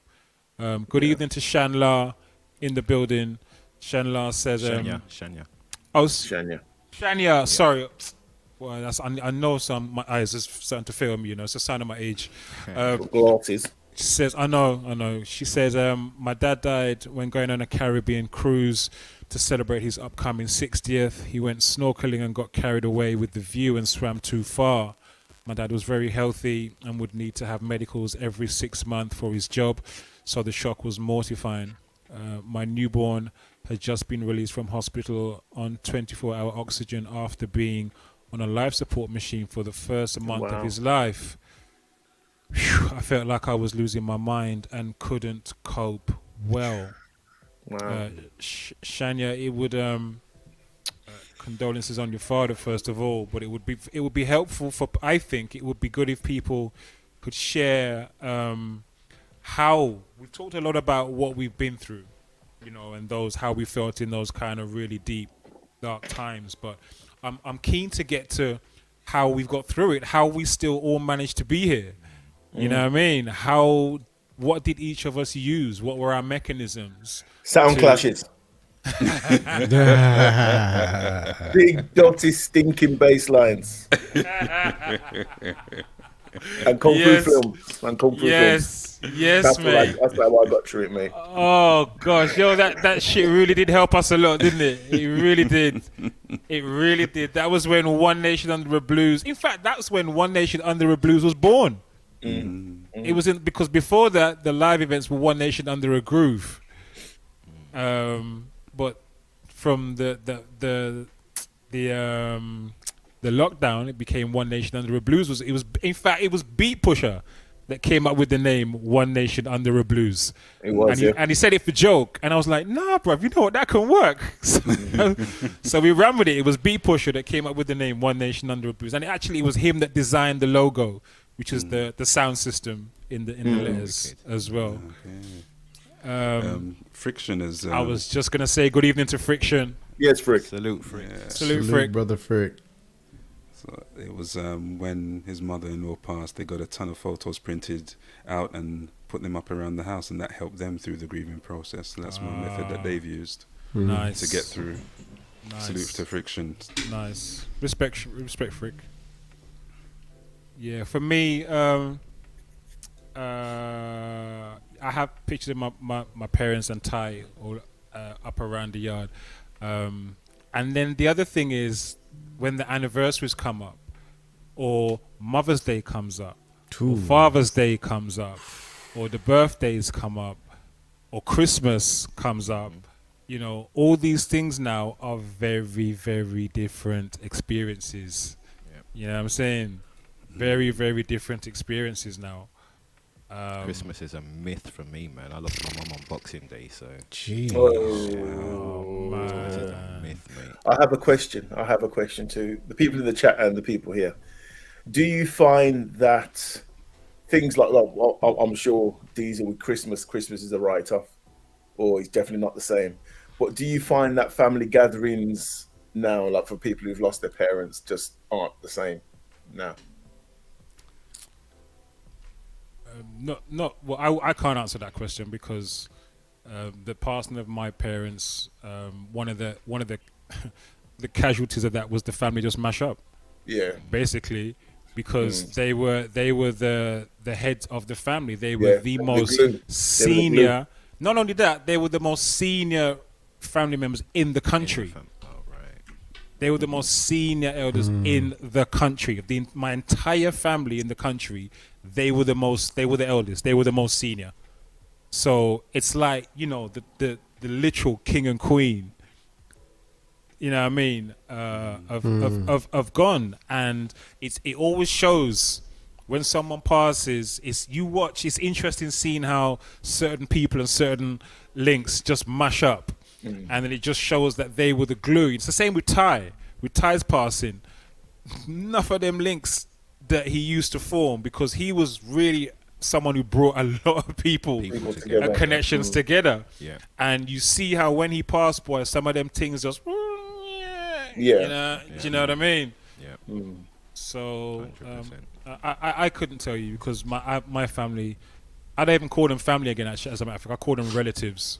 You know what I mean, I call you lot family, and I call the people who I share bloodline with relatives. Wow. I mean, I had a different experience where my family's small, so I found after losing mum, especially myself and my brothers, we got a lot closer. And one of my brothers, he lived in America for 20 plus years, but he actually moved back this year. So since, like, we were always close, but since he's been back, you know, we don't always see each other all the time, but it feels different. Right. I can't describe it. It feels different. I feel a lot more important to them, and I feel they are a lot more important to me. So in that sense, it has made a difference. But again, we're a small family, so I would expect it to be like that. We only had mum, so we are what's left of mum. So we need to make sure that is solid, and it is solid. You know what I mean? So yeah, that I'm thankful for, because it was solid before, but not as solid as it is now. Yeah. You know? So I mean, we've even got NK Soul, who's just come back to the chat, and the chat prompted him to call his parents in Ghana. You know, wow. Enough, and you know, takes them being respect. For granted. So call them. Respect. Yeah, love that. Respect, love NK. Respect. Love that. Yeah, man. Big respect. I love that. For me, I ended up becoming closer with some relatives that were highly influenced by my mother. She had a big impact on their life, and after she passed, seems like my relationship with them became stronger, and I hear from them quite regularly now. Whereas before my mother passed, I wouldn't really hear from them. I've got one cousin. He calls me every Sunday from the States, every Sunday without fail. So some relationships have gotten much stronger. Yeah, I think people learn the value of the relationships after these things, man. Do you know what? I think as well, you know, I think it one of the things that may add to that as well is, I think there is nothing better in life that gives you perspective on life, or makes you appreciate life more than death. You know what I mean? There is nothing that makes you appreciate life more than going through a bereavement, or going through death, or a bereavement of any kind. You know what I mean? It really makes you just stop and just reflect, and what's the word I'm looking for? Just kind of gives you have a greater sense of gratitude for what you have. So just as Diesel was saying, you know, every day is a blessing. You know what I mean? And I'm just grateful for every day. You know what I mean? So I think that there is that. You know, I call some people and I speak to some people more. I started telling people I love them more. You know what I mean? And even now, I'm those words leave my mouth much more freely these days. I don't wrap up with holding those words anymore. If I feel like I want to tell someone I love you, I will just tell them. You know what I mean? Because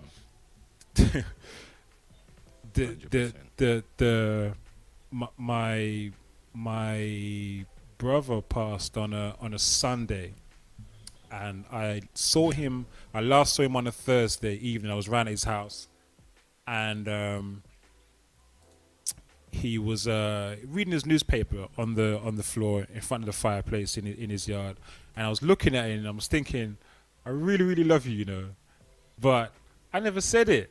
Because I was 15 them time, man. And it was them time there, I wasn't in tune with my feelings like how I am now. I wasn't really as emotionally mature, obviously, as I am now. 15, I'm not telling no man. I'm not telling no man I love them.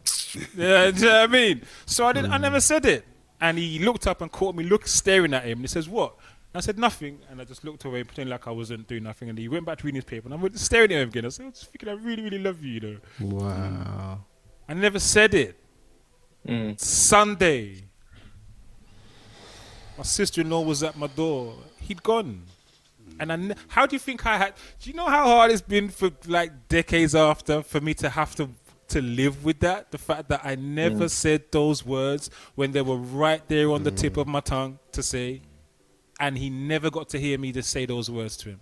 So, yes, NK, pick up the phone and ring your parents or anybody feel like, say you love them. If you feel it, people say it. Say it. For real. Yeah? For real. Yeah, man. Take my advice and say it. Yeah, man. Don't hesitate, man. For real. I remember driving back from... I was coming back from London. Coming back from yours, actually, Croc.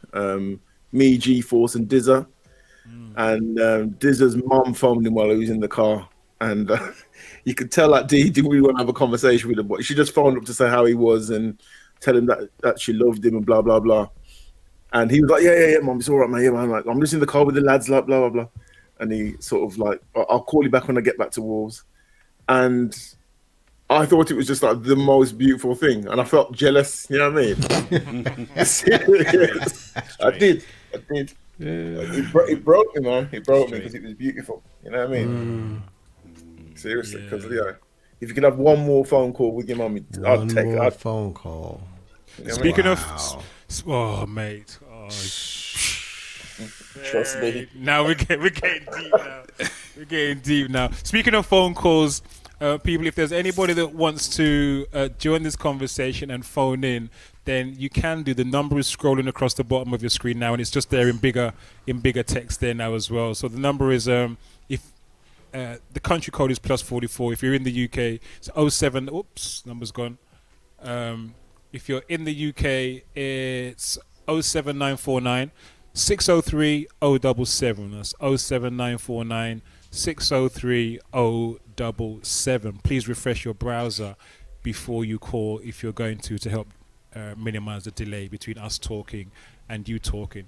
Yeah, I'd love people to share their experiences of this and how they've managed to get through it as well. I'm conscious of people maybe watching this stream who may be going through this now, and they are in that same place of being lost, broken, or what have you, and you know their mental health is under pressure right now, and I'm keen to get out some tips in how we got through that they might find useful. You know what I'm saying? So yeah, anyone in the chat, if you have those stories or want to ring in, then please feel free to do so. Good evening, Miffy Moments. I don't think we've acknowledged you. Good evening, DJ Marvelous, as well. Salute to you. Happy Monday. And anyone who we've missed, I think Richie Ranks. Salute to Richie Ranks is in the chat as well. Salute. Good evening to Lady Uzo, who's in the building as well. Anyone who I've missed, please forgive me. There's a lot of chat messages going on here. So yeah, salute to everyone who is watching. You can call in, guys. This is a safe space. Yeah, for real. What else? I'm trying to think what else helped. Yo, you know what? The music really did help. You know, although you run joke tech about big dirty stinking bass and whatnot. I mean, how great were those sessions that we used to do, man? Yeah, it used to be the highlight of my week. For real, It was the highlight of my week. My whole week was based around what dirtiness I was going to drop on the Friday. That was my whole week. It gave us something to actually look forward to, to focus on, and while you're just locked up in your house. You know, it was amazing. Yeah, amazing times, man. Loved it. You know what? If you go back and watch those streams, man, how shabby they were. I don't think you guys realize how many other people you were helping at the same time. Absolutely. Yeah. We didn't. Told us. We didn't at the time. We didn't at the time.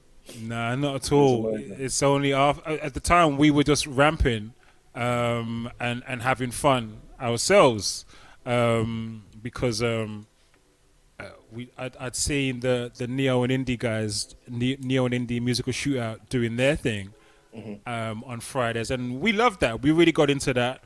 But then Busta Rhymes' album dropped, Extinction Level Event Volume 2, and we were like, yo, we want to hear this but we knew we were going to hear that because them man, they play Neo and Indie Soul. So we said, well, boy, why don't we just do our own thing? And then we set it up. And then that was it, man. The dirt was born. The dirt was just launched, man. It was just bare assing up the things, man. Every week. Things dirt. got raw weekly. Yeah, dirt. Bare dirt. But it was great. The amount of laughs we had on that session as well. And you're right, we didn't even realize we were helping anybody else because we were just having fun. And like I said, it was just something for us to look forward to amongst all the ish that we were going through. It was just something in the week for us to actually be happy about and look forward to, you know. And then it was only like years later, people started saying to us, yo, you have no idea how much those sessions helped us or my household. We were going through this, that, and the third, and your sessions were a godsend to us. You really, really helped us get through this and get through. We had no idea. It was only like after lockdown, people started saying this to us. We had no idea. That was a bonus. That was a bonus. For real. Karen has a message. She says she was away on holiday. And the person I was with said, do you want to Skype your dad? And I said, no. Came back to London and got a call that my dad hemorrhaged. He went into a coma, and I never got to speak to him again. I'm so sorry to hear that, Karen. Oh my gosh, Karen, I'm so sorry. Karen, man. Sorry. It's a reminder. It's a reminder that each moment is precious. Tomorrow's never promised to none of us. And when you get those opportunities, take them, man. Take them. Sometimes them signs come in strange ways, man. In strange ways, and it's very, very, very easy to just brush it off later, tomorrow. Yeah. Do you know what I mean? Next week. You know what I mean? You're gonna you might not get it next week. Like me with my brother on that Thursday. It was right there. It was right on the tip of my tongue. I just wanted to just I love you. 3 little words. I really love you. You know. Never said it. 3 days later, that was it. It was gone. It's a reminder. You know, if you feel it in your heart, people, say it. Yep. Also, something that I've been observing, and I've been doing this for a minute.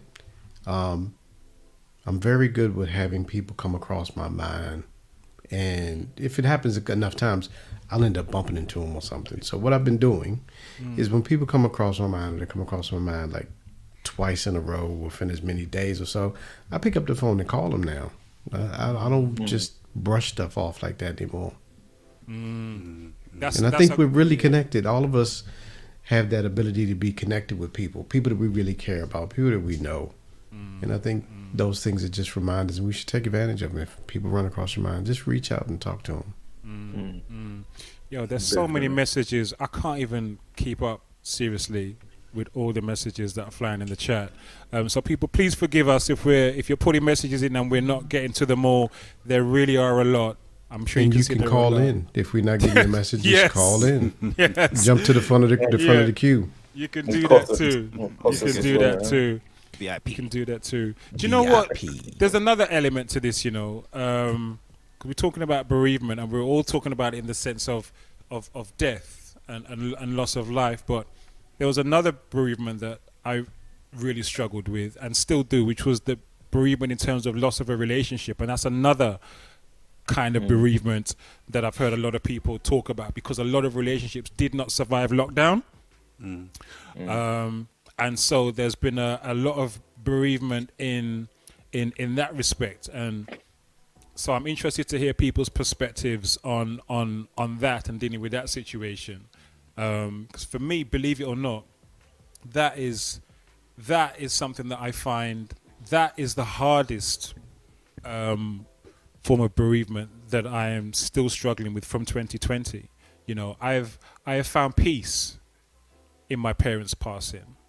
You know, and I find peace in that in a number of ways. And one, because they were of a certain age. They were both in their 80s, but they weren't living their best life anymore because of the dementia and the Alzheimer's. They weren't living their best life, and it was very, very difficult for me to see that. And if it was difficult for me to see, then I'm sure it was even more difficult for them to live, especially my dad, who had a bit more awareness about him.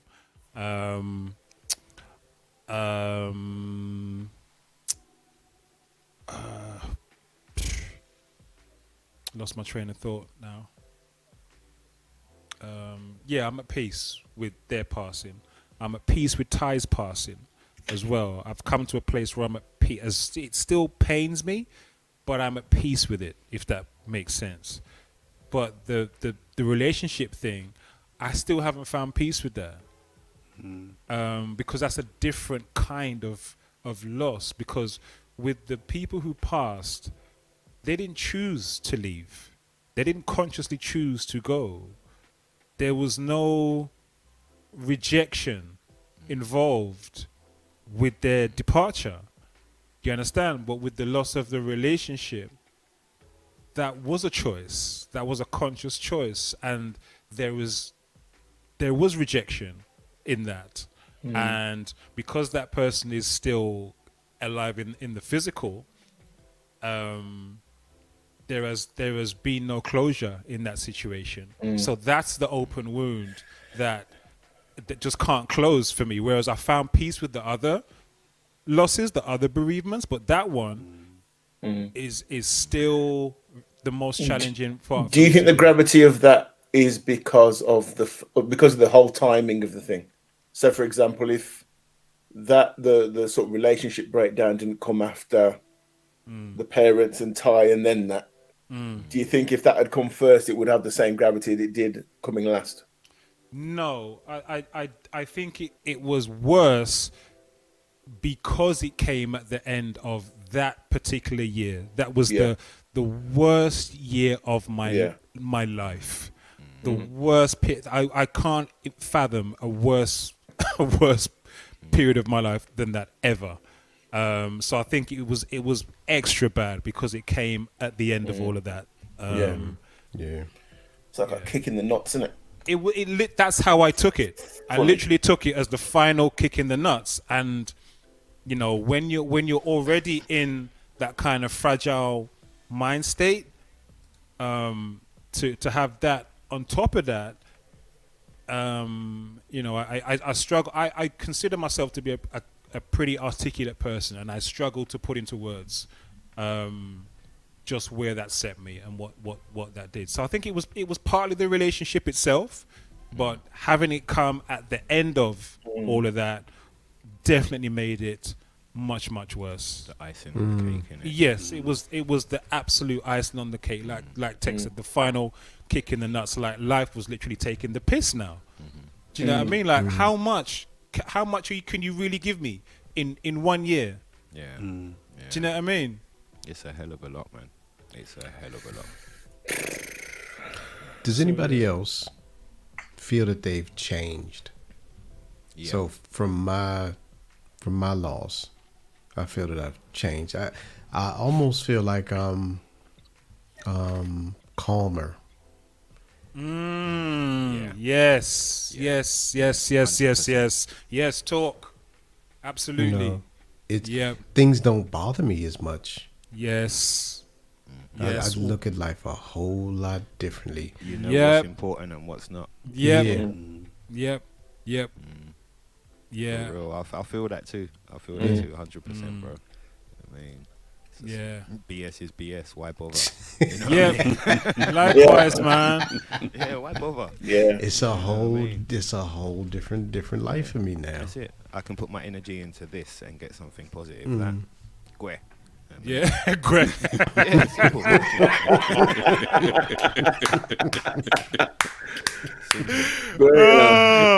Yeah, you're right. I feel the same. I feel a lot calmer, and I think it's for me. I think it's come with time, but it's also part of me getting to a point now where I've started to, or getting to a point where I am able to, not even just started to, I've been able to start to do some of that self-care that I wasn't doing before.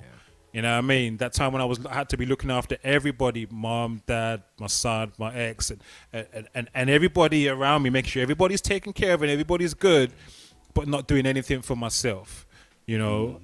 So now I do for myself. So now generally, I like grown folks says, I am a lot calm as well. Because why? Because I know about, or I started practicing breathing exercises, meditating. I read more. Most of the time when I'm in my yard, although I have obviously big sound system in here and TV, most of the time I'm in silence. I just do my work in silence. I deal with my son differently. I just deal with things in general differently with more of a calmness, with more of a, I would say, a level head, you know. Yeah, I guess I've had the same effect, grown folks. Grown folks, just a quickie. Now you're saying you find yourself a lot calmer. Do you find that you have another extreme as well, which was more extreme than before? It just takes a long time to get there.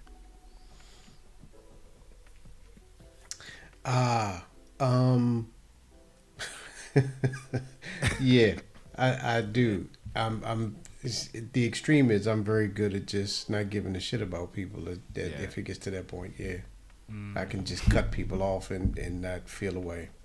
Yeah, no, I hear that. I hear that fully. Grown folks don't even have to say. I can just feel it on him. You just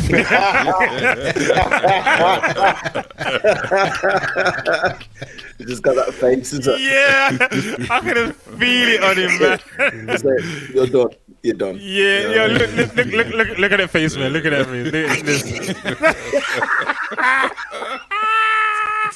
Look at it. That's the one. That's the one. Yeah. Oh, shit.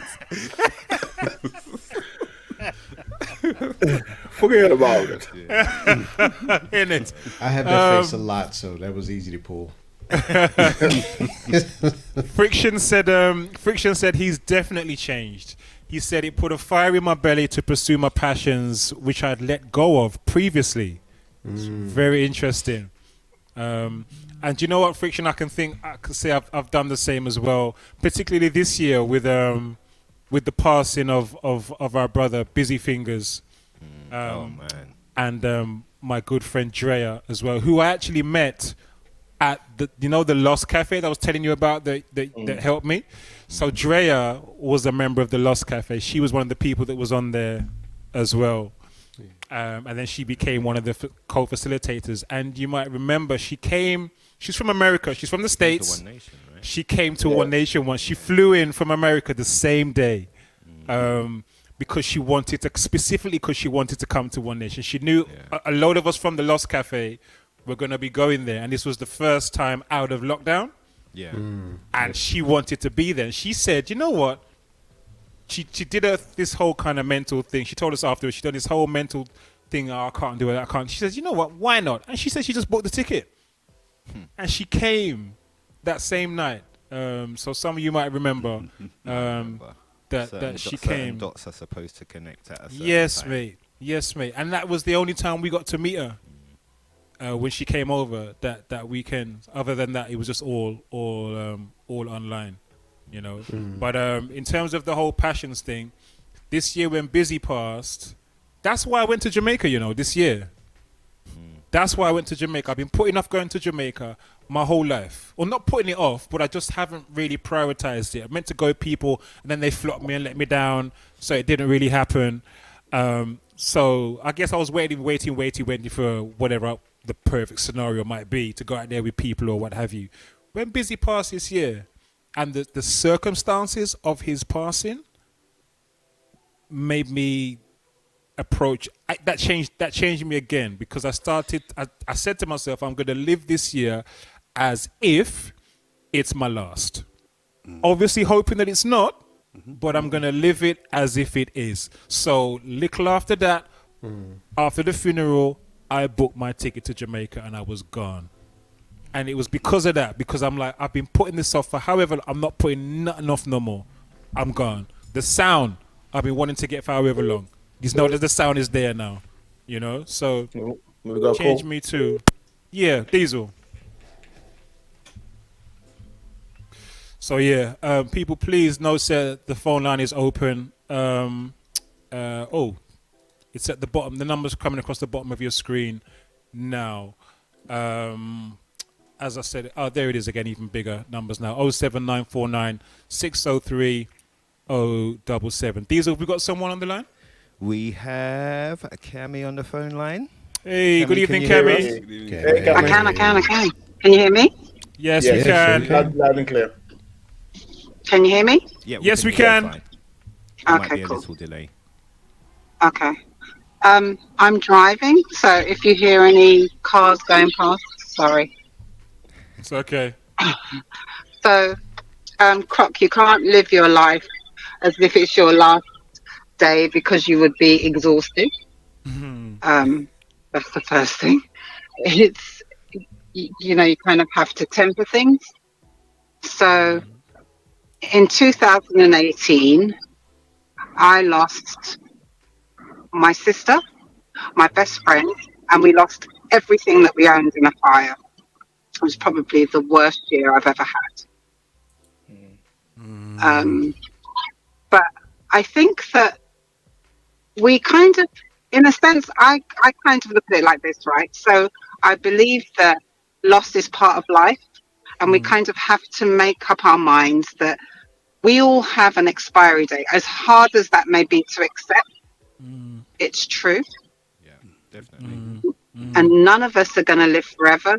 And I understand the grief and the loss, but I have had to compartmentalize a lot to get through all of the losses that I have experienced in my life. Because I started losing people when I was 11 years old. Wow. So for me, my experience has been very different, and it's shaped who I am in a very different way to other people, I think. Right. Is that compartmentalization a coping process? I think everybody deals with it differently. But for me, it's compartmentalization, and I don't think that it's because I'm not dealing with things. It's just that I deal with them in my own way, and grown folks will tell you that. Yeah. So Croc was asking, do you find the sorry, I can't even say the word. Compartmentalization. Compartmentalization. Do you find that is part of your healing process?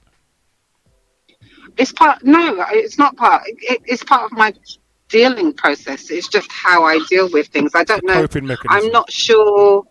I think we all heal in different ways, and my healing is probably very different to other people's. But for me, healing is, I don't think you ever heal. You just treat it in a different way. Yeah, I'd agree with you. I don't think it's a healing thing. Rather than heal, you cope. You learn to cope. Kind Tolerance of increases. And you end up just rolling with it because you kind of realize you have no other choice but to roll with it.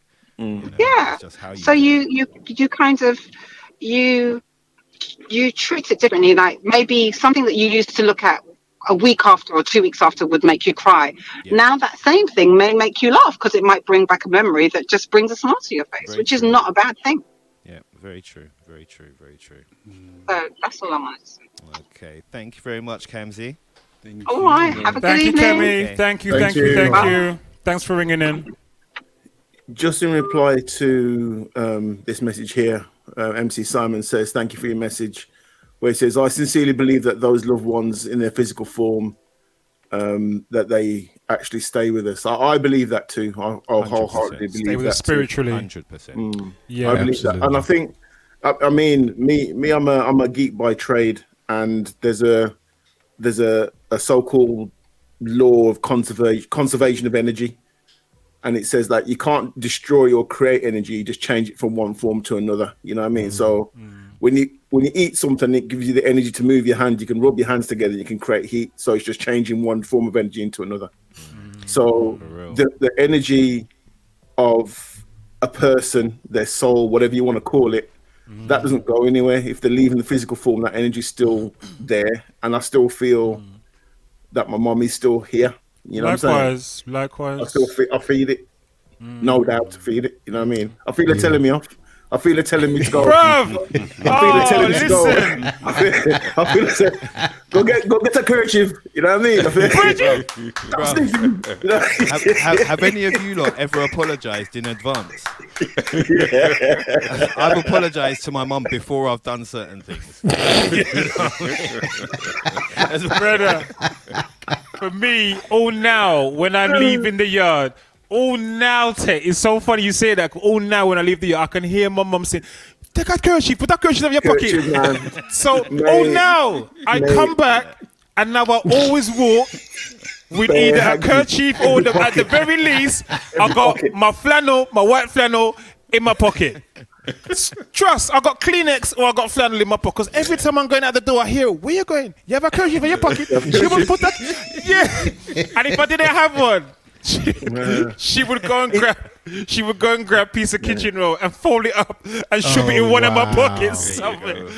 Now I can't leave the yard with that kerchief in my pocket. I feel what you're saying about the energy tech, because right after my mother died, I went to her house, and I was going upstairs in the room where I normally would stay when she was alive, and it was in the middle of the day, and I walked in the room, and lo and behold, the light that's beside the bed turned on. Now this light cannot just turn on. You physically have to push a button. Wow. The light turned on, and then the light turned off.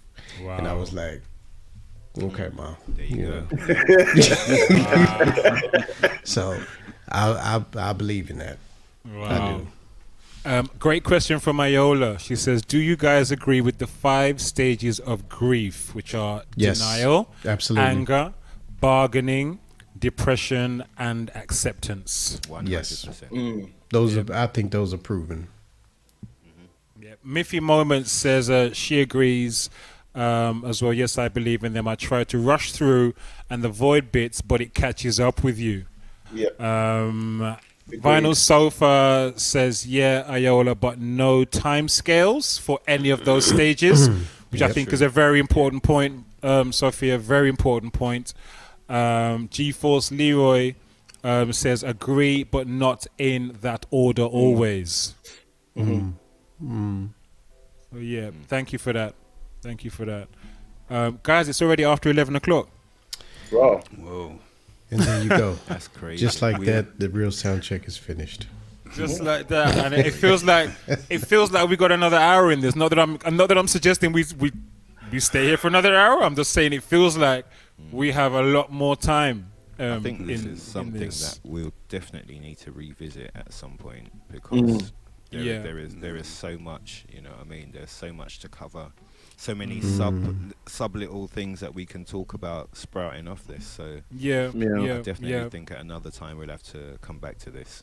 Yeah, there's all kind of stuff like things like preparing ourselves for death and preparing our children or the next generation, because that's part of the problem. Part of the struggle, I think, is that when you're thrust into this position, you're thrust into it without preparation, so you don't know how to deal with it, or there's another angle to this of the more practical elements of, does it make you now start thinking about your own mortality and start making your own preparations? What? You know, talk about wills and you know, things like that. Do you know what I mean? Life insurance and all those kind of things. So I think there's a lot more we can talk on this in future, for sure. Yeah, one of the things that I was talking to my friend about, I don't know if you guys went through it. My own mortality, it's almost like a unhealthy preoccupation with it. I mean, I know it's become very apparent I'm not going to live forever, but I tend to think more about, okay, I'm not going to be here forever. What do I need to do? How do I prepare people for me not being here? Or, you know, it's a funny one. I think about it a lot more than I ever did before. Yeah, likewise, I'm starting to think about it a lot more as well. Thank you to Simon says, big up. Simon says, we didn't officially welcome you in the building. Bless up, my brother. Yeah, big up, yeah. Thanks you for the comments. Yeah, man, respect, Simon. Bless up. Thank you to everyone in the chat. We have come past our time Dave, what are you saying? We have a couple of links that we wanted to share. Yes. Yes, sir. As resources for people in case it helps. I think there is one here, which is Young Minds, and the web address is youngminds.org.uk. Dave, I don't know if you're able to drop them in the chat. It already has, I think. Oh, fantastic. Fantastic. So Young Minds is one that's fighting for young people's mental health primarily. And then there is another one. If you bear with me, I will get that for you as well.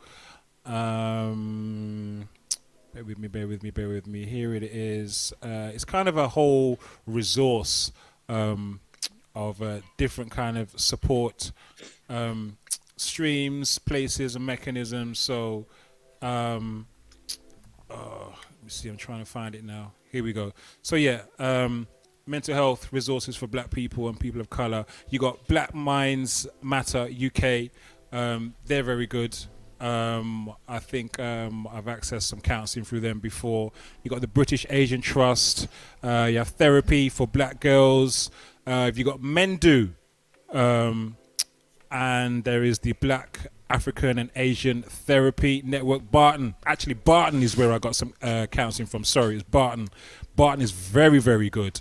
If you want a counselor that is specifically Black, African, Asian, that's a great place to go. And they have counselors all over the UK, everywhere. So Barton is great. Can definitely vouch for Barton. Rainbow Noir, Minds Young Black Men program, and then you've got Rethink Mental Illness, and then you also have 100 Black Men of London as well. There's loads of different resources there. Sharing Voices in Bradford, the Diverse Mind Project, Therapy for Black Girls podcast, and of course you also have the Real Soundcheck podcast. Absolutely. This is ILPA.org.uk.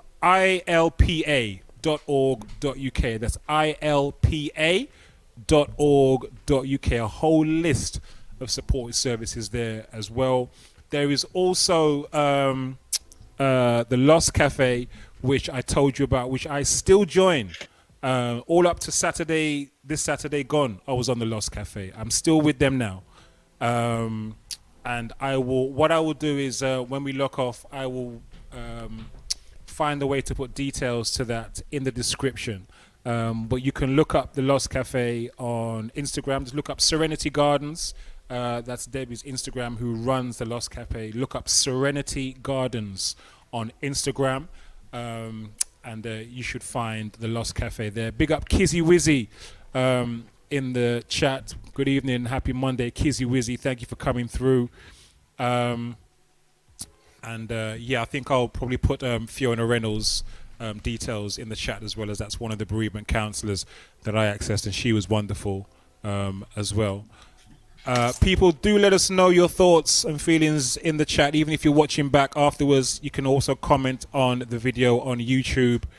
I think that is it for now. There it is. Debocha has just put the Insta hashtag at in the chat. There it is, and it's on screen there now. So it's Serenity GDNS for gardens. So Serenity GDNS on Instagram if you want to access the Lost Cafe. I still do.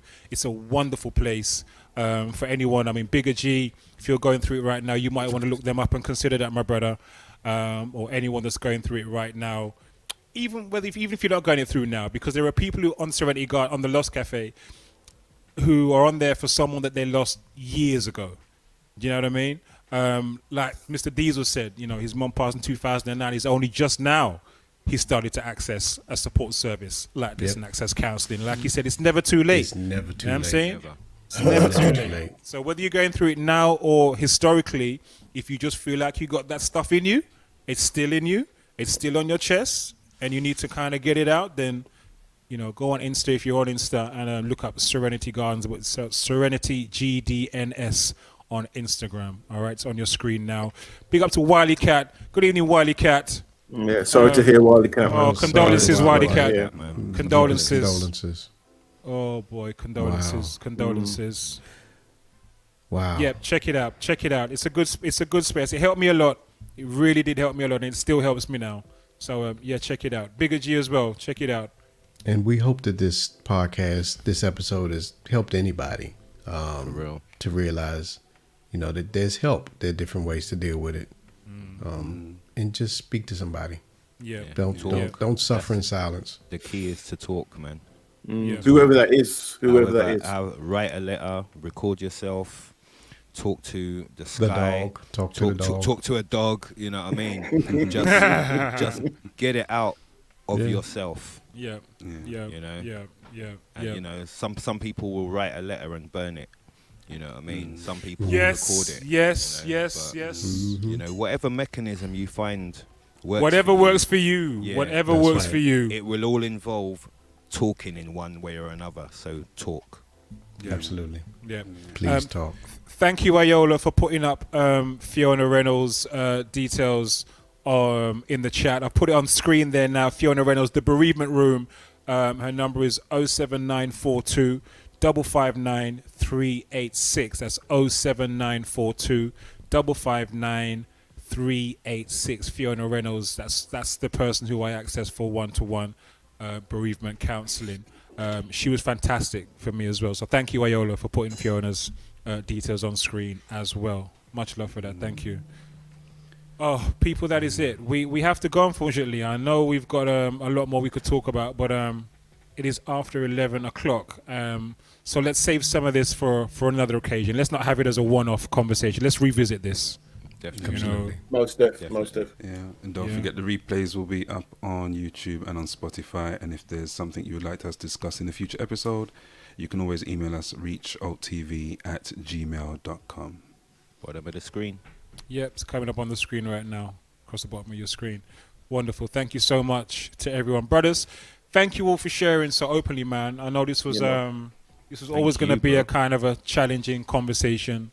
But I really respect the fact that, everybody's just really opened up to this. And even the people in the chat, they've been really open. Most definitely. It speaks volumes about our people. But you know what? It also speaks volumes about the power of talking. Yeah. Because in talking, someone told me this. I think someone in one of the men's groups that I access said that in talking. Sorry, one guy said one time that the first time he grew up like the same we were talking about before. You can't cry. We are crying for. Let me give you something to cry for. Blah blah blah from his dad, and he said the first time he saw his dad cry, he felt that it gave him permission to cry, and I think that's one of the things talking does. In hearing someone else speak and be open and release.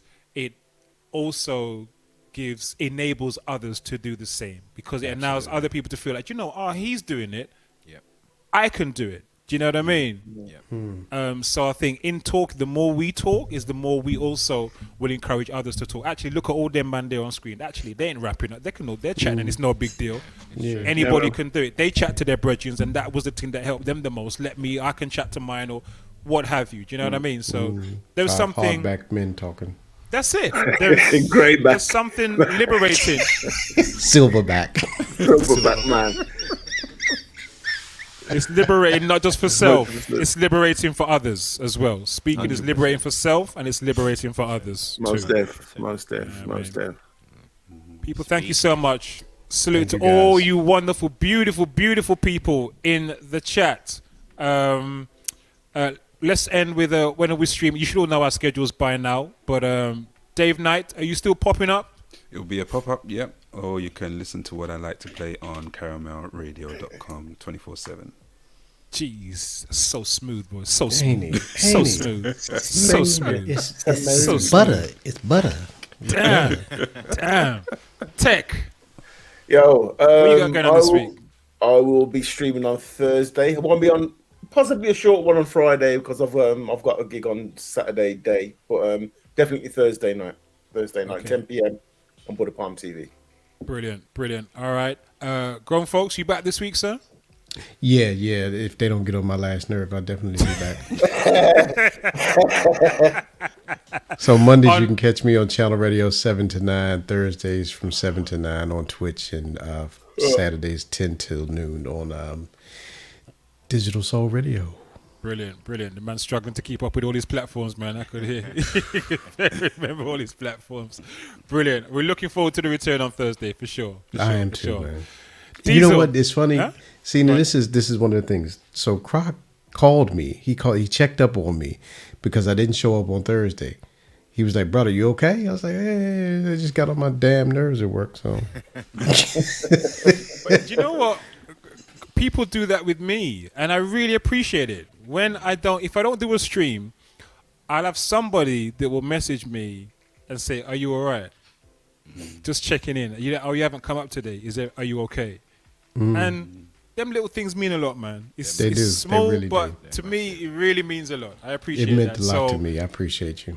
It's cool, brother. Like I said, these things are liberating for all of us. When steel sharpens steel, man. Really, you know what I mean? Straight. Steel sharpens steel. Yeah. So, where was I? Diesel. When are you on this week? Should be on tomorrow if all my stuff wants to agree with me. I'm Old School Light Request Show, 9 o'clock. Wednesday, 9 o'clock, Old School Hip Hop Ray Train. And I think I'm going to continue with the Fridays. Little jungle drum and bass thing.